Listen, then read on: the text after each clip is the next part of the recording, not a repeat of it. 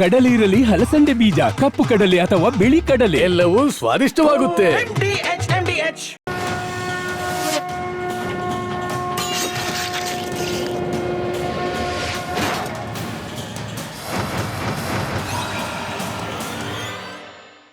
ಎರಡನೇ ದಿನದ ಉತ್ಖನನ ಕಾರ್ಯ ಧರ್ಮಸ್ಥಳ ಗ್ರಾಮದ ನೇತ್ರಾವತಿ ಸ್ನಾನಘಟ್ಟದ ಸಮೀಪದ ಅರಣ್ಯ ಭಾಗದಲ್ಲಿ ಕೆಲವೇ ಕ್ಷಣಗಳ ಹಿಂದಷ್ಟೇ ಮುಕ್ತಾಯ ಆಗಿದೆ.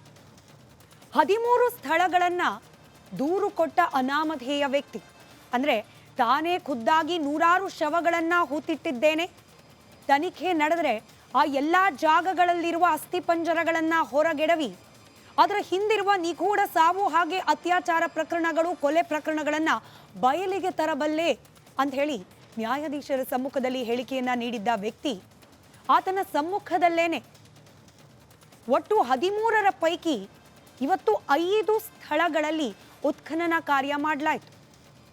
ಆದರೆ 5 ಸ್ಥಳದಲ್ಲೂ ಅಸ್ಥಿಪಂಜರಗಳಾಗ್ಲಿ ಮೂಳೆಗಳಾಗ್ಲಿ ಸಿಗಲೇ ಇಲ್ಲ. ಹಾಗಂದ ಮಾತ್ರಕ್ಕೆ ತನಿಖೆ ಮುಗ್ದೋಯ್ತಾ? ಖಡಾಖಂಡಿತವಾಗಿಯೂ ಇಲ್ಲ. ಗುರುತು ಪತ್ತೆ ಹಚ್ಚಲಿಕ್ಕೆ ಸದ್ಯಕ್ಕೆ ಮಾರ್ಕ್ ಮಾಡಿರೋದು 13 ಸ್ಥಳಗಳು ಮಾತ್ರ. ಇನ್ನು ಅನೇಕ ಜಾಗಗಳಲ್ಲಿ ತಾನೇ ಹೆಣಗಳನ್ನ ದಫನ್ ಮಾಡಿರೋದಾಗಿ ಈತ ಹೇಳಿದ್ದಾನೆ. ಹಾಗಾಗಿ ಈ ಪ್ರಕರಣ ಇನ್ನೂ ಕೂಡ ಜೀವಂತವಾಗೇ ಇದೆ. ಹಾಗಾದ್ರೆ ತನಿಖೆ ಸಾಗ್ತಾ ಇರುವ ಹಾದಿ ಸರಿ ಇದೆಯಾ? ಧರ್ಮಸ್ಥಳದ ಭಕ್ತರು ಏನು ಹೇಳ್ತಿದ್ದಾರೆ? ಧರ್ಮಸ್ಥಳದ ಗ್ರಾಮಸ್ಥರು 2 ದಿನದ ಈ ಉತ್ಖನನ ಕಾರ್ಯದ ನಂತರದಲ್ಲಿ ಏನು ಹೇಳ್ತಿದ್ದಾರೆ? ಹಾಗೆ ಇಡೀ ಪ್ರಕರಣದಲ್ಲಿ ಕ್ಲಿಯರ್ 2 ಬಣಗಳು, ಒಂದು ಧರ್ಮಸ್ಥಳದ ಪರ, ಮತ್ತೊಂದು ಧರ್ಮಸ್ಥಳದ ವಿರೋಧ. ಈ 2 ಬಣಗಳು ಈ 2 ದಿನದ ಉತ್ಖನನದ ನಂತರದಲ್ಲಿ ಏನು ಹೇಳ್ತಿವೆ? ಹಾಗೆ ಈ ಪ್ರಕ್ರಿಯೆ ಸಾಗ್ತಿರುವ ಹಂತದಲ್ಲಿ ಬೇರೆ ಏನೆಲ್ಲ ನಾವು ನಿರೀಕ್ಷೆ ಮಾಡಬಹುದು, ಇದಕ್ಕೆ ತಜ್ಞರು ಏನು ಹೇಳ್ತಾರೆ, ಇದೆಲ್ಲವನ್ನ ಕಲೆ ಹಾಕೋ ಪ್ರಯತ್ನವನ್ನ ಇವತ್ತಿನ ಮಹಾಭಾರತ ಚರ್ಚಾ ಕಾರ್ಯಕ್ರಮದಲ್ಲಿ ಮಾಡ್ತಾ ಹೋಗ್ತೀನಿ. ಬ್ರೇಕಿಂಗ್ ಅಪ್ಡೇಟ್ ಮೂಲಕ ಚರ್ಚೆಯನ್ನು ಪ್ರಾರಂಭ ಮಾಡೋಣ. 1, 2, 3, 4, 5 ಒಟ್ಟು 5 ಸ್ಥಳಗಳಲ್ಲಿ ಇವತ್ತು ಉತ್ಖನನ ಕಾರ್ಯ ಮಾಡಲಾಯ್ತಾದ್ರೂ ಕೂಡ ಯಾವುದೇ ಕುರುಹು ಪತ್ತೆ ಆಗಲಿಲ್ಲ. ಆದರೆ ದೂರುದಾರ ಮಾಸ್ಕ್ ಮ್ಯಾನ್, ದೂರುದಾರ ಅನಾಮಧೇಯ ಮುಸುಕುಧಾರಿ ವ್ಯಕ್ತಿಯ ಕಾನ್ಫಿಡೆನ್ಸ್ನಲ್ಲಿ ಯಾವುದೇ ರೀತಿಯ ವ್ಯತ್ಯಾಸ ಆಗಿಲ್ಲ. ಬಗದಿರೋದು 5 ಜಾಗ. ನೀವು 9, 10 ಹಾಗೆ 11ನೇ ಸ್ಪಾಟ್ನಲ್ಲಿ ಉತ್ಖನನ ಪ್ರಾರಂಭ ಮಾಡಿ ಎಲ್ಲವೂ ಕೂಡ ಹೊರಗೆ ಬರುತ್ತೆ ಅನ್ನೋ ಕಾನ್ಫಿಡೆನ್ಸ್ನಲ್ಲೇ ಈಗಲೂ ಕೂಡ ಆ ಮುಸುಕುದಾರಿ ವ್ಯಕ್ತಿ ಇದ್ದಾನೆ ಅಂತ ಹೇಳಿ SIT ಅಧಿಕಾರಿಗಳ ಮೂಲವೇ ತಿಳಿಸ್ತಾ ಇದೆ. ಇದರ ನಡುವೆ SIT ಮುಖ್ಯಸ್ಥ ಪ್ರಣಬ್ ಮೊಹಂತಿ ಕೂಡ ಸ್ಪಾಟ್ಗೆ ಬಂದು ಹೋದ್ರು. ಆದರೂ ಈ ಬುರುಡೆ ವದಂತಿಗೆ ಸಂಬಂಧಪಟ್ಟಂತೆ ಯಾವುದೇ ರೀತಿಯ ವಿಚಾರಗಳು ಕೂಡ ಅಧಿಕೃತವಾಗಿ ಈವರೆಗೂ ಬಹಿರಂಗ ಆಗಲಿಲ್ಲ. ಧರ್ಮಸ್ಥಳಕ್ಕೆ ಬರ್ತಾ ಇರೋ ಭಕ್ತರು ಕೆಲವರು ಮಾತನಾಡಿದ್ದಾರೆ. ಅದನ್ನು ಗಮನಿಸಿ ನಂತರದಲ್ಲಿ ಚರ್ಚೆ ಪ್ರಾರಂಭ ಮಾಡೋಣ. ಒಳ್ಳೆ ತಿರುಪತಿ, ಆಂಧ್ರದಲ್ಲಿ ತಿರುಪತಿ ಹೆಂಗೆ ಬೆಳೆದಿದೆಯೋ ಆ ರೀತಿ ಧರ್ಮಸ್ಥಳದ ಒಂದು ದೊಡ್ಡ ಕೇಂದ್ರವಾಗಿದೆ. ಅದನ್ನು ಕಪ್ಪು ಚಿಕ್ಕಿ ಬೆಳಿಬೇಕು ಅಂತ ಸಂಬಂಧಪಟ್ಟರು ಒಂದು ಸ್ವಲ್ಪ ಜನ ಅದು ಕಪ್ಪು ಚಿಕ್ಕಿ ಬೆಳಿಬೇಕು, ಅದಕ್ಕೊಂದು ಕೆಟ್ಟ ಹೆಸರು ತರಬೇಕು ಅನ್ನೋ ಒಂದು ದೃಷ್ಟಿ ಮೇಲೆ ಇಷ್ಟೆಲ್ಲ ಮಾಡ್ತಾಯಿದ್ದಾರೆ. ಈಗ ಅಂದ ತೋರಿಸಿದನ್ನು ನ್ಯಾಚುರಲಿ 1, 2, 3 ಇದು ಮಾಡೋದ್ರೊಳಗೆ ಅದು ತೋರಿಸ್ಬೋದಾಗ್ತಾನೆ, ಯಾಕೆ ತೋರಿಸ್ಲಿಲ್ಲ? ಇದು ಭಾಳ ಒಂದು ಕಪ್ಪು ಚಿಕ್ಕಿ ನಮ್ಮ ಕರ್ನಾಟಕದ ಧರ್ಮಸ್ಥಳ ಕೆಟ್ಟ ಹೆಸರು ತರಬೇಕು ಅನ್ನೋ ಒಂದು ಕಪ್ಪು ಚಿಕ್ಕಿ ಮೇಲೆ ಇಷ್ಟೆಲ್ಲ ಕುತಂತ್ರ, ಇಷ್ಟೆಲ್ಲ ಇದು ಮಾಡ್ತಾ ಇರೋದು ಸಹಜ ಸರ್. ಇದು ನಮ್ಮ ಊರಿನಲ್ಲಿ ಆಗೋದು, ಹಾಗಾಗಿ ನಾವು ಬರಲೇಬೇಕು. ನಿನ್ನೆ ದಿವಸ ಕೂಡ ಆಗಿದೆ, ಮೊದಲನೇ ದಿವಸ ಉತ್ಖನನ ಅನ್ನೋದು. ಮೊನ್ನೆ ಬಂದಿದ್ರು ಕೂಡ, ಮೊನ್ನೆ ಮಾರ್ಕಿಂಗ್, ನಿನ್ನೆ ಉತ್ಖನನ ಆಗಿದೆ. ಒಂದು ಕಡೆ ಯಾವುದು ಸಿಕ್ಕಿಲ್ಲ ಅಂತ. ಆ್ಯಕ್ಚುಲಿ ಅದೇ ಆಶ್ಚರ್ಯ, ಸಿಗಬೇಕಿತ್ತಲ್ವ ಅಂತ. ಯಾಕಂದರೆ ನೋಡಿ, 2006ರಿಂದ ಮುಂಚೆ ಇಲ್ಲಿ ರುದ್ರಭೂಮಿ ಅನ್ನೋದು ಇರಲಿಲ್ಲ. ಇಲ್ಲಿ ಈ ಥರ ಒಂದು ಅನಾಥ ಶವಗಳು ಅಥವಾ UDR ಆಗುವಂಥ ಶವಗಳನ್ನು ಆಗಿನ ಕಾಲಕ್ಕೆ, ನಾನೀಗ ಅದನ್ನು ಖುದ್ದು ಆಗಿನ ಪಂಚಾಯತ್ ಅಧ್ಯಕ್ಷರ ಬಳಿ ಕೂಡ ಕೇಳಿದ್ದೇನೆ ನಾನು. ಅಂದರೆ ನಮಗೆ ಗೊತ್ತಿಲ್ಲದಿದ್ದರೆ ಮಾಹಿತಿಯನ್ನು ಕೇಳ್ಕೊಳ್ಬೇಕಲ್ಲ. ಏನಾಗ್ತಿತ್ತು ಅಂತ ಹೇಳಿದರೆ, ತುಂಬ ವಿಪರೀತ ಕೊಳೆತ ಶವಗಳನ್ನು, ವಿಪರೀತ ಅದು ಇದಾದ ಅಂದರೆ ಕೊಳೆತು ನಾರುತ್ತಿರುವಂಥ ಶವಗಳನ್ನು ಇಲ್ಲಿಗೆ ಬೆಳ್ತಂಗಡಿಯಿಂದ ಡಾಕ್ಟ್ರನ್ನು ಕರೆಸಿ ಆಯಾಯ ಸ್ಥಳದಲ್ಲೇ ಮಾಡ್ತಿದ್ರಂತೆ ಆಗ. ಅಂದರೆ ಎಲ್ಲ ದಾಖಲೆಗಳ ಪ್ರಕಾರನೇ ಆಯಾಯ ಸ್ಥಳದಲ್ಲಿ ಮಾಡ್ತಿದ್ದ ನಿದರ್ಶನಗಳಿವೆ. ಇದು ಸ್ಥಳೀಯರು ಅಂದರೆ ಆ ಗ್ರಾಮಸ್ಥರು ಹಾಗೆ ಧರ್ಮಸ್ಥಳ ಆ ದೈವ ಸನ್ನಿಧಿಗೆ ಬಂದಂತಹ ಭಕ್ತರ ಹೇಳಿಕೆ. ಪ್ರಣಬ್ ಮೊಹಂತಿ ಅವರು ಕೂಡ ರಿಯಾಕ್ಟ್ ಮಾಡಿದ್ದಾರೆ, ರಿಯಾಕ್ಟ್ ಮಾಡ್ದಲೆ ಅಂದರೆ ಹೆಚ್ಚಿಗೆ ಮಾಹಿತಿಯನ್ನು ಹೊರಹಾಕ್ದಲೆ ಅದನ್ನ ನಂತರದಲ್ಲಿ ನಾವು ಗಮನಿಸೋಣ. ಚರ್ಚೆ ಪ್ರಾರಂಭ ಮಾಡ್ತಾ ಚರ್ಚೆಯಲ್ಲಿ ಸದ್ಯಕ್ಕೆ ವಿಧಿವಿಜ್ಞಾನ ತಜ್ಞರಾದ ಫಣೀಂದ್ರ ಅವರು ನಮ್ಮ ಜೊತೆ ಜಾಯಿನ್ ಆಗಿದ್ದಾರೆ. ಸರ್ ನಮಸ್ಕಾರ, good to have you on show sir, after long time, welcome. ಹಾಗೆ ಪತ್ರಕರ್ತರು ವಸಂತ್ ಗಿಳಿಯಾರ್ ಅವರು ಕೂಡ ಜಾಯಿನ್ ಆಗಿದ್ದಾರೆ. ವಸಂತ್ ಗಿಳಿಯಾರ್ ಅವರೇ, ತಮಗೂ ಸ್ವಾಗತ. ತಮ್ಮನ್ನು ನಾವು ಡಿಬೇಟ್ ಕರೆದಿದ್ದೀವಿ ಅಂತಂದ್ರೆ ಕೆಲ ಜನ ಇದನ್ನ ಒನ್ ಸೈಡೆಡ್ ಆಗಬಹುದು ಅಂತ ಹೇಳಿ ಬಹುಶಃ ಪರಿಗಣಿಸಬಹುದೇನೋ. ಆದರೆ ನನ್ನ ಪ್ರಶ್ನೆ, ಬಹುಶಃ ನೀವು ಉತ್ತರಿಸಲಿಕ್ಕೆ ಕೆಲವೊಂದಷ್ಟು ವಿಚಾರದಲ್ಲಿ ಗೊಂದಲ ಅಥವಾ ಕಷ್ಟ ಆಗಬಹುದೇನೋ ಗೊತ್ತಿಲ್ಲ. But if you are confident enough, ವೀಕ್ಷಕರಿಗೂ ಅದು ಕ್ಲಿಯರ್ ಆಗ್ತಾ ಹೋಗುತ್ತೆ. ನಾವು ಯಾವುದೋ ಒಂದು ಬಣದ ಪರವಾಗಿ ಈ ಡಿಬೇಟನ್ನು ಮಾಡ್ತಾ ಇಲ್ಲ ಅಂತ ಹೇಳಿ. Anyway welcome sir. ಹಾಗೆ ಇನ್ನೇನು ಕೆಲವೇ ಕ್ಷಣಗಳಲ್ಲಿ ನಿವೃತ್ತ ಹಿರಿಯ ಪೊಲೀಸ್ ಅಧಿಕಾರಿ ಸಂಗ್ರಾಮ್ ಸಿಂಗ್ ಅವರು ಕೂಡ ಚರ್ಚೆಯಲ್ಲಿ ಜಾಯಿನ್ ಆಗ್ತಾರೆ. ಈಗಷ್ಟೇ ಸ್ಟುಡಿಯೋಗೆ ಬಂದಿದ್ದಾರೆ. Let him wear the mic. ನಾನು ಫಣೀಂದ್ರ ಅವರಿಂದಲೇ ಚರ್ಚೆ ಪ್ರಾರಂಭ ಮಾಡ್ತೀನಿ. ಫಣೀಂದ್ರ ಸರ್, ಈಗ ಗ್ರಾಮಸ್ಥರೊಬ್ಬರ ಹೇಳಿಕೆಯನ್ನು ನಾವು ಈಗಷ್ಟೇ ಪ್ಲೇ ಮಾಡಿದ್ವಿ. ಅವ್ರು ಹೇಳ್ತಾ ಇದ್ರು 2005-6 ತನಕ ಆ ಗ್ರಾಮದಲ್ಲಿ ಅಧಿಕೃತವಾದ ರುದ್ರಭೂಮಿ ಅಂತ ಇರಲಿಲ್ಲ. ಸೊ ಸ್ನಾನಘಟ್ಟ ಹಾಗೆ ಸುತ್ತಮುತ್ತಲ ಭೂಪ್ರದೇಶದಲ್ಲಿ ಹೀಗೆ ಯಾವುದಾದ್ರೂ ಅನ್ಐಡೆಂಟಿಫೈಡ್ ಬಾಡಿ ಸಿಕ್ಕಿದ್ರೆ ಅದನ್ನು ಅಲ್ಲಲ್ಲೇ ದಫನ್ ಮಾಡ್ತಾ ಇದ್ರು, ಬಟ್ ಎಲ್ಲದಕ್ಕೂ ದಾಖಲೆ ಇರ್ತಿತ್ತು ಅಂತ ಹೇಳಿ. ಇದನ್ನು ಆಧಾರವಾಗಿ ಇಟ್ಕೊಂಡು ಪ್ರಶ್ನೆ ಕೇಳ್ತೀನಿ. ಈಗ 5 ಜಾಗಗಳಲ್ಲಿ ಉತ್ಖನನ ಮಾಡಲಾಗಿದೆ. ಈ ವ್ಯಕ್ತಿ ಹೇಳ್ದಾಗೆ ನಿಗೂಢವಾಗಿ ಸಾವನ್ನಪ್ಪಿದವರ ಬಾಡಿ ಸಿಗದೆ ಹೋಗಿದ್ದಿದ್ರು, ಆ ರುದ್ರಭೂಮಿ ಇಲ್ಲದ ಸಂದರ್ಭದಲ್ಲಿ ಅಧಿಕೃತವಾಗಿ ದಫನ್ ಮಾಡಿದ ಒಂದಷ್ಟು ಅಸ್ಥಿಪಂಜರ ಆದರೂ ಸಿಗಬೇಕಿತ್ತು ಅನ್ನೋದು ನಿರೀಕ್ಷೆ.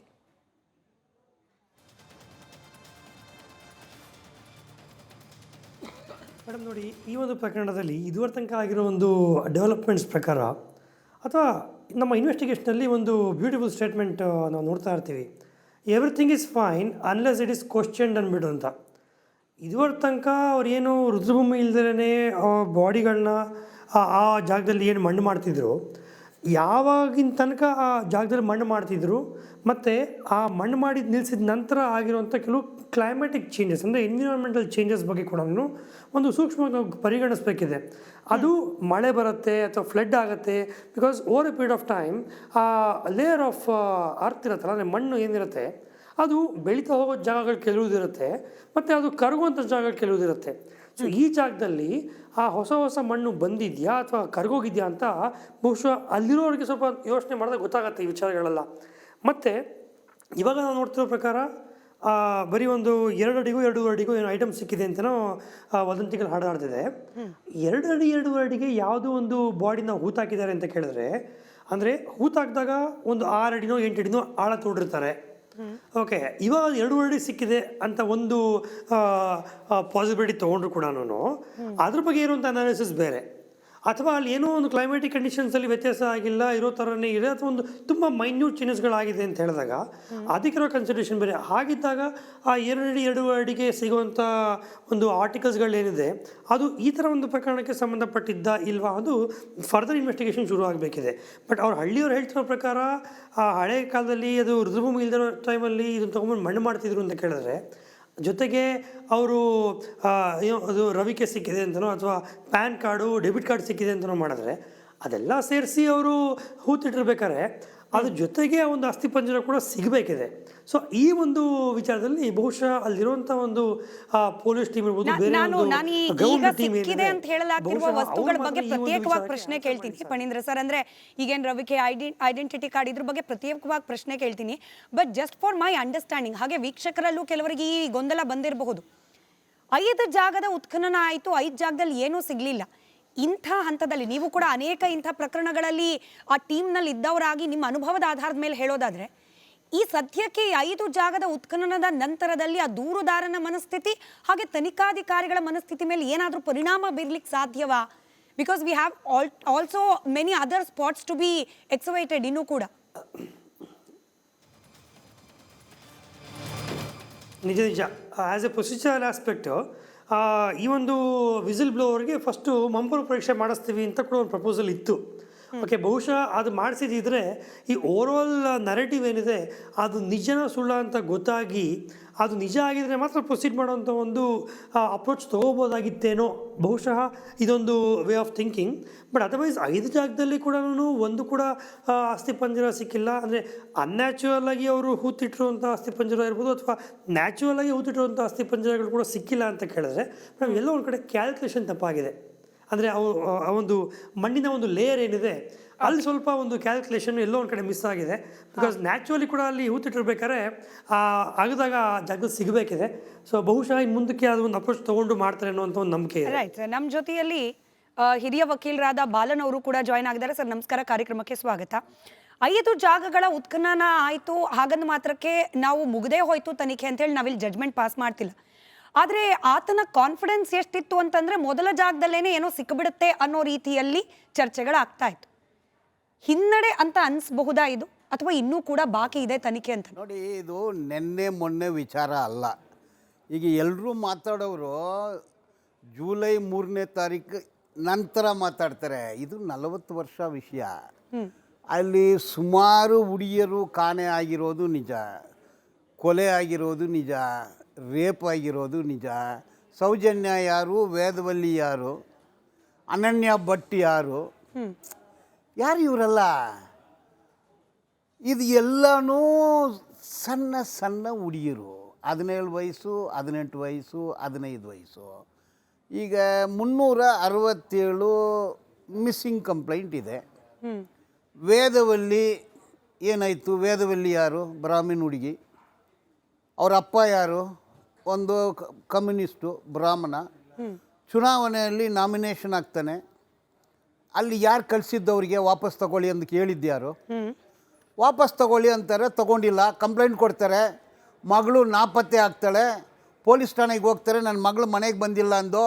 ಅವ್ರಿಗೆ ಇನ್ಫಾರ್ಮೇಷನ್ ಬರುತ್ತೆ, ನೀವು ವಾಪಸ್ ತಗೊಳ್ಳಿ, ನಾಳೆ ಮಗಳು ಬರ್ತಾಳೆ 2 ಅವರ್ಸಲ್ಲಿ ಅಂದು. 3 ದಿವಸ ಆದಮೇಲೆ ಏನ ಬಿದ್ದಿದೆ, ರಕ್ತ ಕಸಿತಾ ಇದೆ. ಪೋಸ್ಟ್ಮಾರ್ಟಮಲ್ಲಿ ರೇಪ್ ಮರ್ಡರ್ ಎಂದು ಹೇಳ್ತಾರೆ. ರೇಪ್ ಮಾಡಿದ್ದು ಯಾರು, ಮರ್ಡರ್ ಮಾಡಿದ್ದು ಯಾರು? ಸೌಜನ್ಯ. ಬಟ್ ಈಗ ಬಂದಿರುವ ಈ ವ್ಯಕ್ತಿ ಸೌಜನ್ಯ ವಿಚಾರಕ್ಕೂ ಕೂಡ ಹೆಲ್ಪ್ ಆಗ್ಲಿಕ್ಕೆ ಗೊತ್ತಿಲ್ಲ. We can connect the dots. But ಈಗ ಹುಡುಕ್ತಾ ಇರೋದು ಮಿಸ್ಸಿಂಗ್, ನಿಗೂಢವಾಗಿ ಸಾವನ್ನಪ್ಪಿದವರು. ಬಟ್ ಅಲ್ಲಿ ಯಾವುದು ಒಂದೇ ಒಂದು ಕೂಡ ಮೂಳೆ ಸಿಕ್ಲಿಲ್ಲ ಇಲ್ಲಿವರೆಗೂ. 79 ವೇದವಲ್ಲಿ ಕೊಲೆ ಆಗುತ್ತೆ. ವೇದವಲ್ಲಿ ಟೀಚ್ ಪ್ರಿನ್ಸಿಪಾಲ್ ಕೊಲೆ ಆಗ್ತಾಳೆ 79. ಇವ್ರ ಕೆಲ್ಸಕ್ಕೆ ಸೇರಿದ್ದು 1995. ಇವ್ರ ಅಲ್ಲಿ ಕೆಲಸ ಬಿಟ್ಟು ಹೋಗಿದ್ದು 2014. ಆ ಅವಧಿ ಮಾತ್ರ. ಅಂದರೆ ಸೌಜನ್ಯದು ಏನೋ ಸಿಕ್ತಲ್ಲ, ಬರಿಯಲ್ಲಿ ಮಾಡಿದ್ರಲ್ಲ. ಪದ್ಮಲತಾದು ಏನೋ ಸಿಕ್ತಲ್ಲ. ಆಯ್ತು ಸರ್, ಅದೆಲ್ಲ ಹಳೆ ಪ್ರಕರಣಗಳು ಸರಿ. ಬಟ್ ಈಗಿರೋದು 5 ಕಡೆಗಳಲ್ಲಿ ಉತ್ಖನನ ಆದರೂ ಕೂಡ ಈತ ಹೇಳಿದ ಹಾಗೆ ಅಲ್ಲಿ ಏನು ಸಾಕ್ಷಿ ಸಿಕ್ತಿಲ್ಲ. ಈಗ ಅದು ಇದು ಕಾಡು ಪ್ರದೇಶ, ನೇತ್ರಾವತಿ ನದಿ ಕೆರೆ. ಅಂದರೆ 11 ವರ್ಷಕ್ಕೆ ಮೊದಲು, 15 ವರ್ಷಕ್ಕೆ ಮೊದಲು, 20 ವರ್ಷಕ್ಕೆ ಮೊದಲು. ಅವ್ರು ಹೇಳೋದು ನಾನು ಕೆಲಸಕ್ಕೆ ಜಾಯ್ನ್ ಆಗಿದ್ದು 95. ಏನಾಗಿರುತ್ತೆ? ಅದೇನು ಒಂದು ಮಶಾನನ? ಅಲ್ಲಿ ಏನು ಮಾರ್ಬಲ್ ಸ್ಟೋನು, ಗ್ರನೈಟ್ ಸ್ಟೋನಲ್ಲಿ ಏನು ಮಶಾನ ಕಟ್ಟಿದ್ದಾರೆ? ಅಲ್ಲಿ ಏನು ಪಾಯಿಂಟ್ ಇದೆ? ಇದು ಏನೋ ಚೇಂಜ್ ಆಗಿರುತ್ತೆ. ಈಗ ಏನೋ ಒಂದು ರಾಡಾರ್ನ ಉಪಯೋಗ ಮಾಡ್ತಾ ಇದ್ದಾರೆ. ರಾಡಾರು ಭೂಮಿ ಒಳಗಡೆ ಏನೋ ಇದ್ರೆ ಸ್ಕೆಲೆಟನ್ಸ್ ರಿಮೈನ್ಸ್ ಇದ್ದರೆ ತೋರಿಸ್ತಾ ಇದೆ. ಬಟ್ ಡಿಸ್ಕಷನ್ನು 3ರಿಂದ ಅಲ್ಲ, ಡಿಸ್ಕಷನ್ 40 ವರ್ಷ ಪೂರ್ತಿ ಡಿಸ್ಕಷನ್ ಆಗಬೇಕು. ಬಟ್ 40 ವರ್ಷದ ಇತಿಹಾಸ ಆಚೆ ಬರಬೇಕು ಅಂದ್ರೆ 3ನೇ ತಾರೀಕು ನಂತರದಲ್ಲಿ ಏನೆಲ್ಲ ಆತ ಹೇಳಿಕೆ ನೀಡಿದ್ದಾನೆ ಅದಕ್ಕೆ ಸಬ್ಸ್ಟಾನ್ಷಿಯಲ್ ಆಗಿ ಎವಿಡೆನ್ಸ್ ಸಿಗಬೇಕು. ಇಲ್ಲ, ಸಿಗುತ್ತೆ. ಈಗ ನನ್ನ ಪ್ರಕಾರ ಈಗ ಪೊಲೀಸ್ ACP ಆಗಿ ರಿಟೈರ್ ಆಗಿದ್ದಾರೆ ಸಾಹೇಬ್ರು, ಗೊತ್ತಿದೆ ನನಗೆ. ಈಗ ನನ್ನ ಪ್ರಕಾರ ತನಿಖೆ ಮುಗ್ದೋಯ್ತು, ಯಾರು ಮಾಡಿದ್ದಂದು ಕೂಡ ಗೊತ್ತಾಯಿತು. ಅದು ಹೊರಗೆ ಬರ್ತಾ ಇಲ್ಲ. ಈಗ ಈ ಮನುಷ್ಯ ಸಿಕ್ಕಿದ್ದಾನೆ. ಅವ್ರು ಯಾರೋ ಮಾತಾಡ್ತಿದ್ರಲ್ಲ, ಅವ್ರ ಹೆಸರು ಏನು ಗೊತ್ತಿಲ್ಲ. ಅವ್ರ FSL ಅಂದ್ರೆ ವಿಧಿವಿಜ್ಞಾನ. ಓಕೆ, ನಾನು ವಿಧಿವಿಜ್ಞಾನ ಅದ್ರ ಬಗ್ಗೆ ಗೊತ್ತಿದೆ ನನಗೆ. ನೋಡಿ, ನಾರ್ಕೋ ಅನಾಲಿಸಿಸ್ ಬ್ರೈನ್ ಮ್ಯಾಪಿಂಗ್ ಬೇಕಾಗಿಲ್ಲ, ಅದು ಮಾಡಬಾರ್ದು ಅಂದು ಸೆಲ್ವಿ ಕೇಸಲ್ಲಿ ಸರ್ವೋಚ್ಚ ನ್ಯಾಯಾಲಯ ಹೇಳಿದೆ. ಮತ್ತೆ ಅದನ್ನು ಯಾಕೆ ಹೇಳ್ತಾರೆ ಗೊತ್ತಿಲ್ಲ. ಬಟ್ ಅಲ್ಲ, ಆ ದೂರುದಾರನೇ ರೆಡಿ ಇದ್ದಾರಂತಲ್ಲ, ಬೇಕಾದ್ರೆ ಬರೋದಿಲ್ಲ. ನೀವು ಅದನ್ನು ತಿಳಿದುಕೊಂಡು ಹೋಗಿ ಅದನ್ನು ರಿಮೂವ್ ಮಾಡ್ತೀರಾ? ಫಸ್ಟ್ ನೀವು ಜಾಗಕ್ಕೆ ಹೋಗಿ ಪಾಯಿಂಟ್ ಔಟ್ ಮಾಡಬೇಕು. ಇದನ್ನೇ ಸಬ್ ಇನ್ಸ್ಪೆಕ್ಟರ್ ಕೇಳ್ತಿದ್ದ 3ನೇ ತಾರೀಕಿಗೆ ಆದಮೇಲೆ ಎಲ್ಲಿದೆ ಹೇಳಿ, ಎಲ್ಲಿದೆ ಅಂತ ಕೇಳ್ತಾನೆ. ಹೊರಗೆ ಹೋಗಿ ಫೋನ್ ಮಾಡ್ತಾನೆ. ಯಾರ ಹತ್ರ ಫೋನ್ ಮಾತಾಡ್ದ? ಅವನು ಮೊಬೈಲನ್ನು ರಿಕವರಿ ಮಾಡಿ ಯಾರ ಹತ್ರ ಫೋನ್ ಮಾಡ್ದ, ಫೋನ್ ಮಾಡಿರೋ ವ್ಯಕ್ತಿ ಯಾರಂದು ತನಿಖೆ ಆಗಬೇಕಾಗತ್ತೆ. ಅದರ ಪ್ರಕಾರ ಪೊಲೀಸರು ಕೂಡ ಆರೋಪಿಗಳಿದ್ರಲ್ಲಿ. Definitely yes. ಆಯ್ತು, ಬರ್ತೀನಿ ಸರ್, ಮತ್ತೆ ಕೇಳ್ತೀನಿ. ವಸಂತ್ ಗಿಳಿಯಾರ್ ಅವರು ಇದ್ದಾರೆ ನಮ್ಮ ಜೊತೆ ಸಂಪರ್ಕದಲ್ಲಿ. ಸಂಗ್ರಾಮ್ ಸಿಂಗ್ ಸರ್, 1-2 ನಿಮಿಷದ ಸಮಯ ನಿಮ್ಮ ಸಹನೆ ನನ್ನ ಜೊತೆಯಲ್ಲಿ ಇರಲಿ, ಅವ್ರ ಹತ್ರ ಮಾತನಾಡಿ ವಾಪಸ್ ಬರ್ತೀನಿ. ವಸಂತ್ ಗಿಳಿಯಾರ್ ಅವರೇ ದೊಡ್ಡ ಗೆಲುವೇನು ಸಿಕ್ಕಿಲ್ಲ, ಆಗದಿರೋದು ಕೇವಲ 5 ಜಾಗ ಅಷ್ಟೇನೆ. ಇನ್ನು 13 ಪ್ಲಸ್ ಇನ್ನೂ 106 ಜಾಗಗಳನ್ನ ಆತ ಸ್ಪಾಟ್ ಮಾಡಬಹುದು.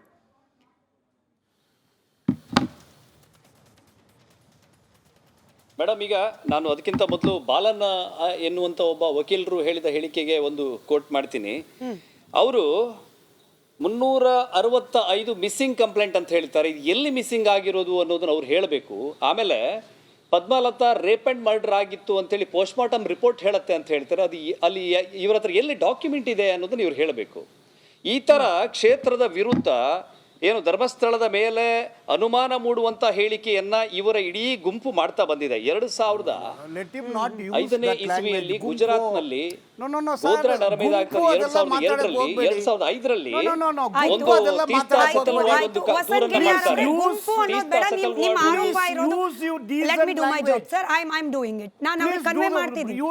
ನಾನು ಅವ್ರಿಗೆ ಕನ್ವೆ ಮಾಡ್ತಿದ್ದೀನಿ ಬಾಲನ್ ಸರ್. ವಸಂತ್ ಗಿಳಿಯಾರ್ ಅವರೇ, ನೀವು ಬಾಲನ್ ಅವರ ಆಯ್ತು ಸರ್, ಬಾಲನ್ ಅವರ ಉತ್ತರಕ್ಕೆ ನೀವು ಆಕ್ಷೇಪ ವ್ಯಕ್ತಪಡಿಸ್ತಿದ್ದೀರಿ. ಆಯ್ತು ಆಯ್ತು ಸರ್, ಲೆಟ್ ಹಿಮ್ ಫಿನಿಶ್. ಅಲ್ಲಲ್ಲ, ಬಾಲನ್ ಅವರಂತೇಳಿ ಅಲ್ಲ, ಬಾಲನ್ ಅಂತೇಳಿ ಅಲ್ಲ, ಆ ತರಹದ ಮನೋಸ್ಥಿತಿ ಇರುವಂತ ಬಹುತೇಕರು ಮಾಡ್ತಾ ಇರುವಂತ ಸುಳ್ಳು ಆರೋಪಗಳು, ನಿರಾಧಾರದ ಆರೋಪಗಳ ವಿರುದ್ಧ ನಾನು ಮಾತಾಡ್ತಾ ಇದ್ದೇನೆ. 2005ನೇ ಇಸ್ವಿಯಲ್ಲಿ ತೀರ್ಥ ಸೆಟಲ್ ವಾರ್ಡ್ ಒಂದು ಆರೋಪವನ್ನ ಒಂದ್ ನಿಮಿಷ ಸರ್ ಕೊಡ್ತೀನಿ. ಗಿಳಿಯಾರ್ ಅವರೇ, ಒಂದೇ ಒಂದು ರಿಕ್ವೆಸ್ಟ್, ನಾವು ಈ ಐಡಿಯಾಲಜಿ ಬಗ್ಗೆ, ಮನಸ್ಥಿತಿ ಬಗ್ಗೆ ದಯಮಾಡಿ ಇವತ್ತಿನ ಡಿಬೇಟ್ ನಲ್ಲಿ ಮಾತನಾಡೋದು ಬೇಡ. Let us talk about the facts. ಈಗ ತನಿಖೆ ನಡೀತಾ ಇದೆ, ತನಿಖೆ ಹಂತದಲ್ಲಿ ಏನ್ ಸಿಗ್ತಿದೆ ಏನ್ ಸಿಗ್ತಿಲ್ಲ ಅದರ ಆಧಾರದ ಮೇಲೆ ಮಾತನಾಡೋಣ. ಈ ಮನಸ್ಥಿತಿ ಐಡಿಯಾಲಜಿ ಫೈಟ್ ಹೋದ್ರೆ ಎಲ್ಲಿಂದ ಎಲ್ಲಿಗೆ ಹೋಗುತ್ತೆ, ಕಡೆಗೆ ಏನೂ ಸಿಗೋದಿಲ್ಲ. ಅದನ್ನ ನೋಡ್ಬಿಟ್ಟಿದ್ದಾರೆ ಜನ. ಇವತ್ತಿನ ತನಿಖೆಯಿಂದ ಆಗ್ತಾ ಇರುವ ಪ್ರಗತಿ, ಇದ್ರ ಬಗ್ಗೆ ನಿಮ್ಮ ಅಭಿಪ್ರಾಯ? ಮೇಡಮ್, ಈಗ ಅಲ್ಲಿ ಏನು ಅಗಿತಾ ಇದ್ದಾರಲ್ಲ, ಈಗ ಅವನು ಒಬ್ಬ ಭೀಮಾ ಎನ್ನುವಂಥ ವ್ಯಕ್ತಿ ಬಂದು 15 ಪಾಯಿಂಟ್ಗಳನ್ನು ಮಾಡಿದ್ದಾರೆ. SIT ಎಲ್ಲ ಸಂಬಂಧಪಟ್ಟಂಥ ಅಧಿಕಾರಿಗಳನ್ನು, ಇಲಾಖಾವಾರು ಅಧಿಕಾರಿಗಳನ್ನು ಕರ್ಕೊಂಡು ಬಂದು, ಕಾರ್ಮಿಕರನ್ನು ಕರ್ಕೊಂಡು ಬಂದು ಅಗಿತಾ ಇದ್ದಾರಲ್ಲ. ಇಷ್ಟರ ಒಳಗಡೆ ಯಾವುದೇ ಅಸ್ಥಿ ಪಂಜರದ ಕುರುಹು ಸಿಗದೇ ಇರೋದು ನನಗೆ ಆಶ್ಚರ್ಯ. ಇಷ್ಟರೊಳಗಡೆ ಸಿಗಬೇಕಿತ್ತು, ಸಿಕ್ಕಿಲ್ಲ. ಮುಂದೆ ಸಿಗಬಹುದು. ಇಲ್ಲಿ ಸಿಗುವ ಮೂಲಕ ಯಾರು ಇದು ವಿಜಯೋತ್ಸವ ಆಚರಿಸೋದಾಗಲಿ ದುಃಖ ಪಡೋದಾಗಲಿ ಇಲ್ಲ. ಯಾಕಂತ ಹೇಳಿದರೆ 1988ರ ಈಚೆಗೆ ಅದೇ ನೇತ್ರಾವತಿಯ ಬದುವಿನಲ್ಲೇ ಅಲ್ಲೇ ನೀವು ಅಲ್ಲಿನ ಪಬ್ಲಿಕ್ ಹತ್ರ ಅಥವಾ ಹಿಂದಿನ ಪಂಚಾಯತ್ನ ಅಧ್ಯಕ್ಷ ಹತ್ರ ಕೇಳಿದ್ರೆ ಗೊತ್ತಾಗ್ತದೆ ಎಲ್ಲಿ ಮಣ್ಣು ಮಾಡಲಾಗಿದೆ ಅಂತೇಳಿ. ಯಾಕಂದ್ರೆ ನಮ್ಮ ಹಿಂದೂಗಳಿಗೆ ರುದ್ರಭೂಮಿ ಅಂತ ಇದ್ರೆ ಅಲ್ಲಿ ಸುಡಲಿಕ್ಕೆ ಮಾತ್ರ ವ್ಯವಸ್ಥೆ ಇರುವಂಥದ್ದು. ಒಂದು 25-50 ಅಡಿ ಒಳಗಡೆ ಸುಡುವಂಥ ವ್ಯವಸ್ಥೆ ಮಾತ್ರ. ಅದು ಬಂದಿರೋದು ಧರ್ಮಸ್ಥಳಕ್ಕೆ, ಅಲ್ಲಿ ಆ ಬೆಳ್ತಂಗಿ ಆ ಭಾಗಕ್ಕೆ ಬಂದಿರುವಂಥದ್ದು 2003ಕ್ಕೆ ಸ್ಯಾಂಕ್ಷನ್ ಆಗಿ 2006ಕ್ಕೆ ಆಗುವಂಥದ್ದು. ಅದು ಬಂದರೂ ಕೂಡ ಈಗ ನಮಗೆ ಹಿಂದೂ ರುದ್ರಭೂಮಿ ಇದ್ರೂ ಕೂಡ ನಾವು ರುದ್ರಭೂಮಿಯಲ್ಲಿ ಶವವನ್ನು ಸುಡೋದು ಮಾತ್ರ, ಹೂಳುವಂಥದ್ದು ಇಲ್ಲ, ದಫನ್ ಮಾಡುವಂಥದ್ದಿಲ್ಲ. ಎಲ್ಲಿ ದಫನ್ ಮಾಡ್ತಾರೆ ಹಾಗಿದ್ರೆ ಕೇಳಿದರೆ ಸರ್ಕಾರಿ ಜಾಗಗಳಲ್ಲಿ ಎಲ್ಲಿ ಒಂದು ವ್ಯವಸ್ಥಿತವಾದಂಥ ಜಾಗ ಇದೆ, ಸರ್ಕಾರಿ ಜಾಗ ಇದೆ, ಅಲ್ಲಿ ಮಾಡುವಂಥದ್ದು.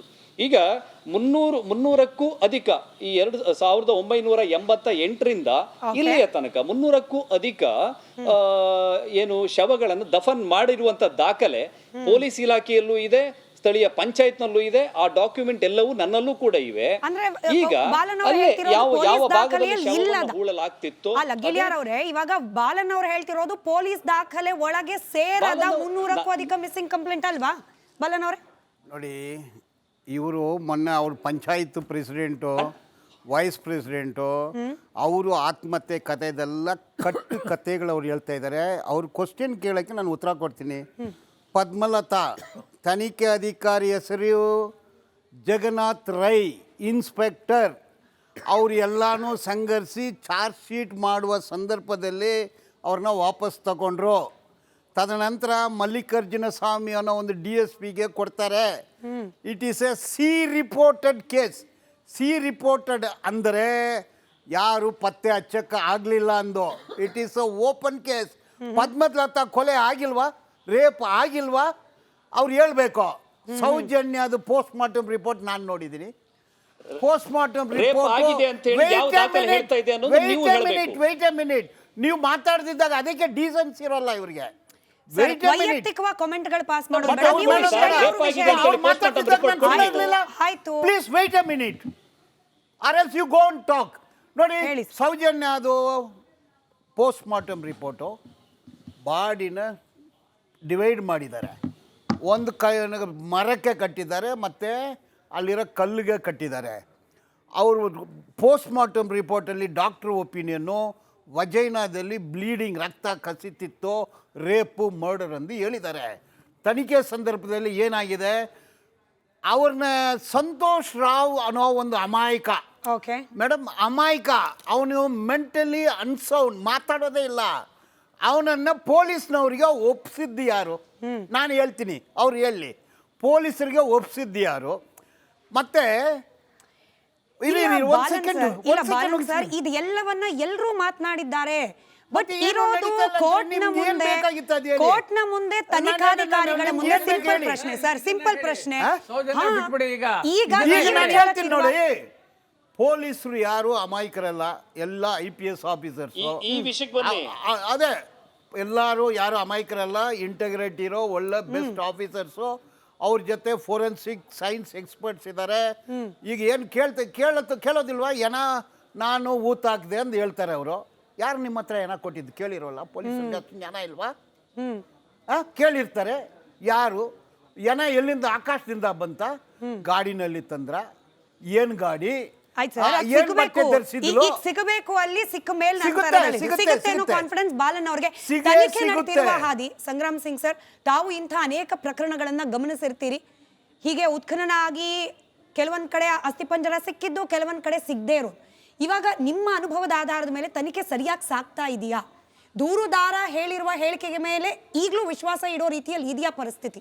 ಮೇಡಮ್, ಆ ದೂರುದಾರ ಏನೋ ಹೇಳಿದ್ದಾನೆ, ಈಗ ಒಂದು ಸ್ಟೇಟ್ಮೆಂಟ್ ಏನೋ ಆಗಿದೆ. ಅದು whether it is 164 statement or police statement or 162ನಲ್ಲಿ ಇದಾಗಿದೆಯೋ ಗೊತ್ತಿಲ್ಲ. ಆದರೆ when the government has taken the stand, ಒಂದು SIT ಫಾರಮ್ ಮಾಡೋಣ, ಇದು ಸ್ಪೆಷಲ್ ಇನ್ವೆಸ್ಟಿಗೇಷನ್ ಟೀಮ್ ಮಾಡೋಣ, ಅದರಲ್ಲಿ ಡಿಸ್ಕ್ಲೋಸ್ ಮಾಡ್ತಾರೆ. ಈಗ 100 ಈಗ 5 ಅಷ್ಟೇ ತೆಗೆದಿರೋದು, ಇನ್ನ 150 ತೆಗಿಬೇಕಾಗಿದೆ. ತೆಗಿತಾರೆ JCTನಲ್ಲಿ. ಒಂದಲ್ಲ 10 JCT ಹಾಕ್ತಾರೆ ಬಿಡಿ. ಈಗ ಅವನು ಈಗ 13 ಡೆಡ್ ಮಾಡಿದ್ದು ಇಲ್ಲಿ ಹಾಕಿದ್ದೀನಿ ಅಂತ ಕಾರ್ಡಲ್ಲಿ ತೋರಿಸ್ತೆ. ಅದಷ್ಟು 13 ನಾವು ಆಗಿರ್ತೀವಿ.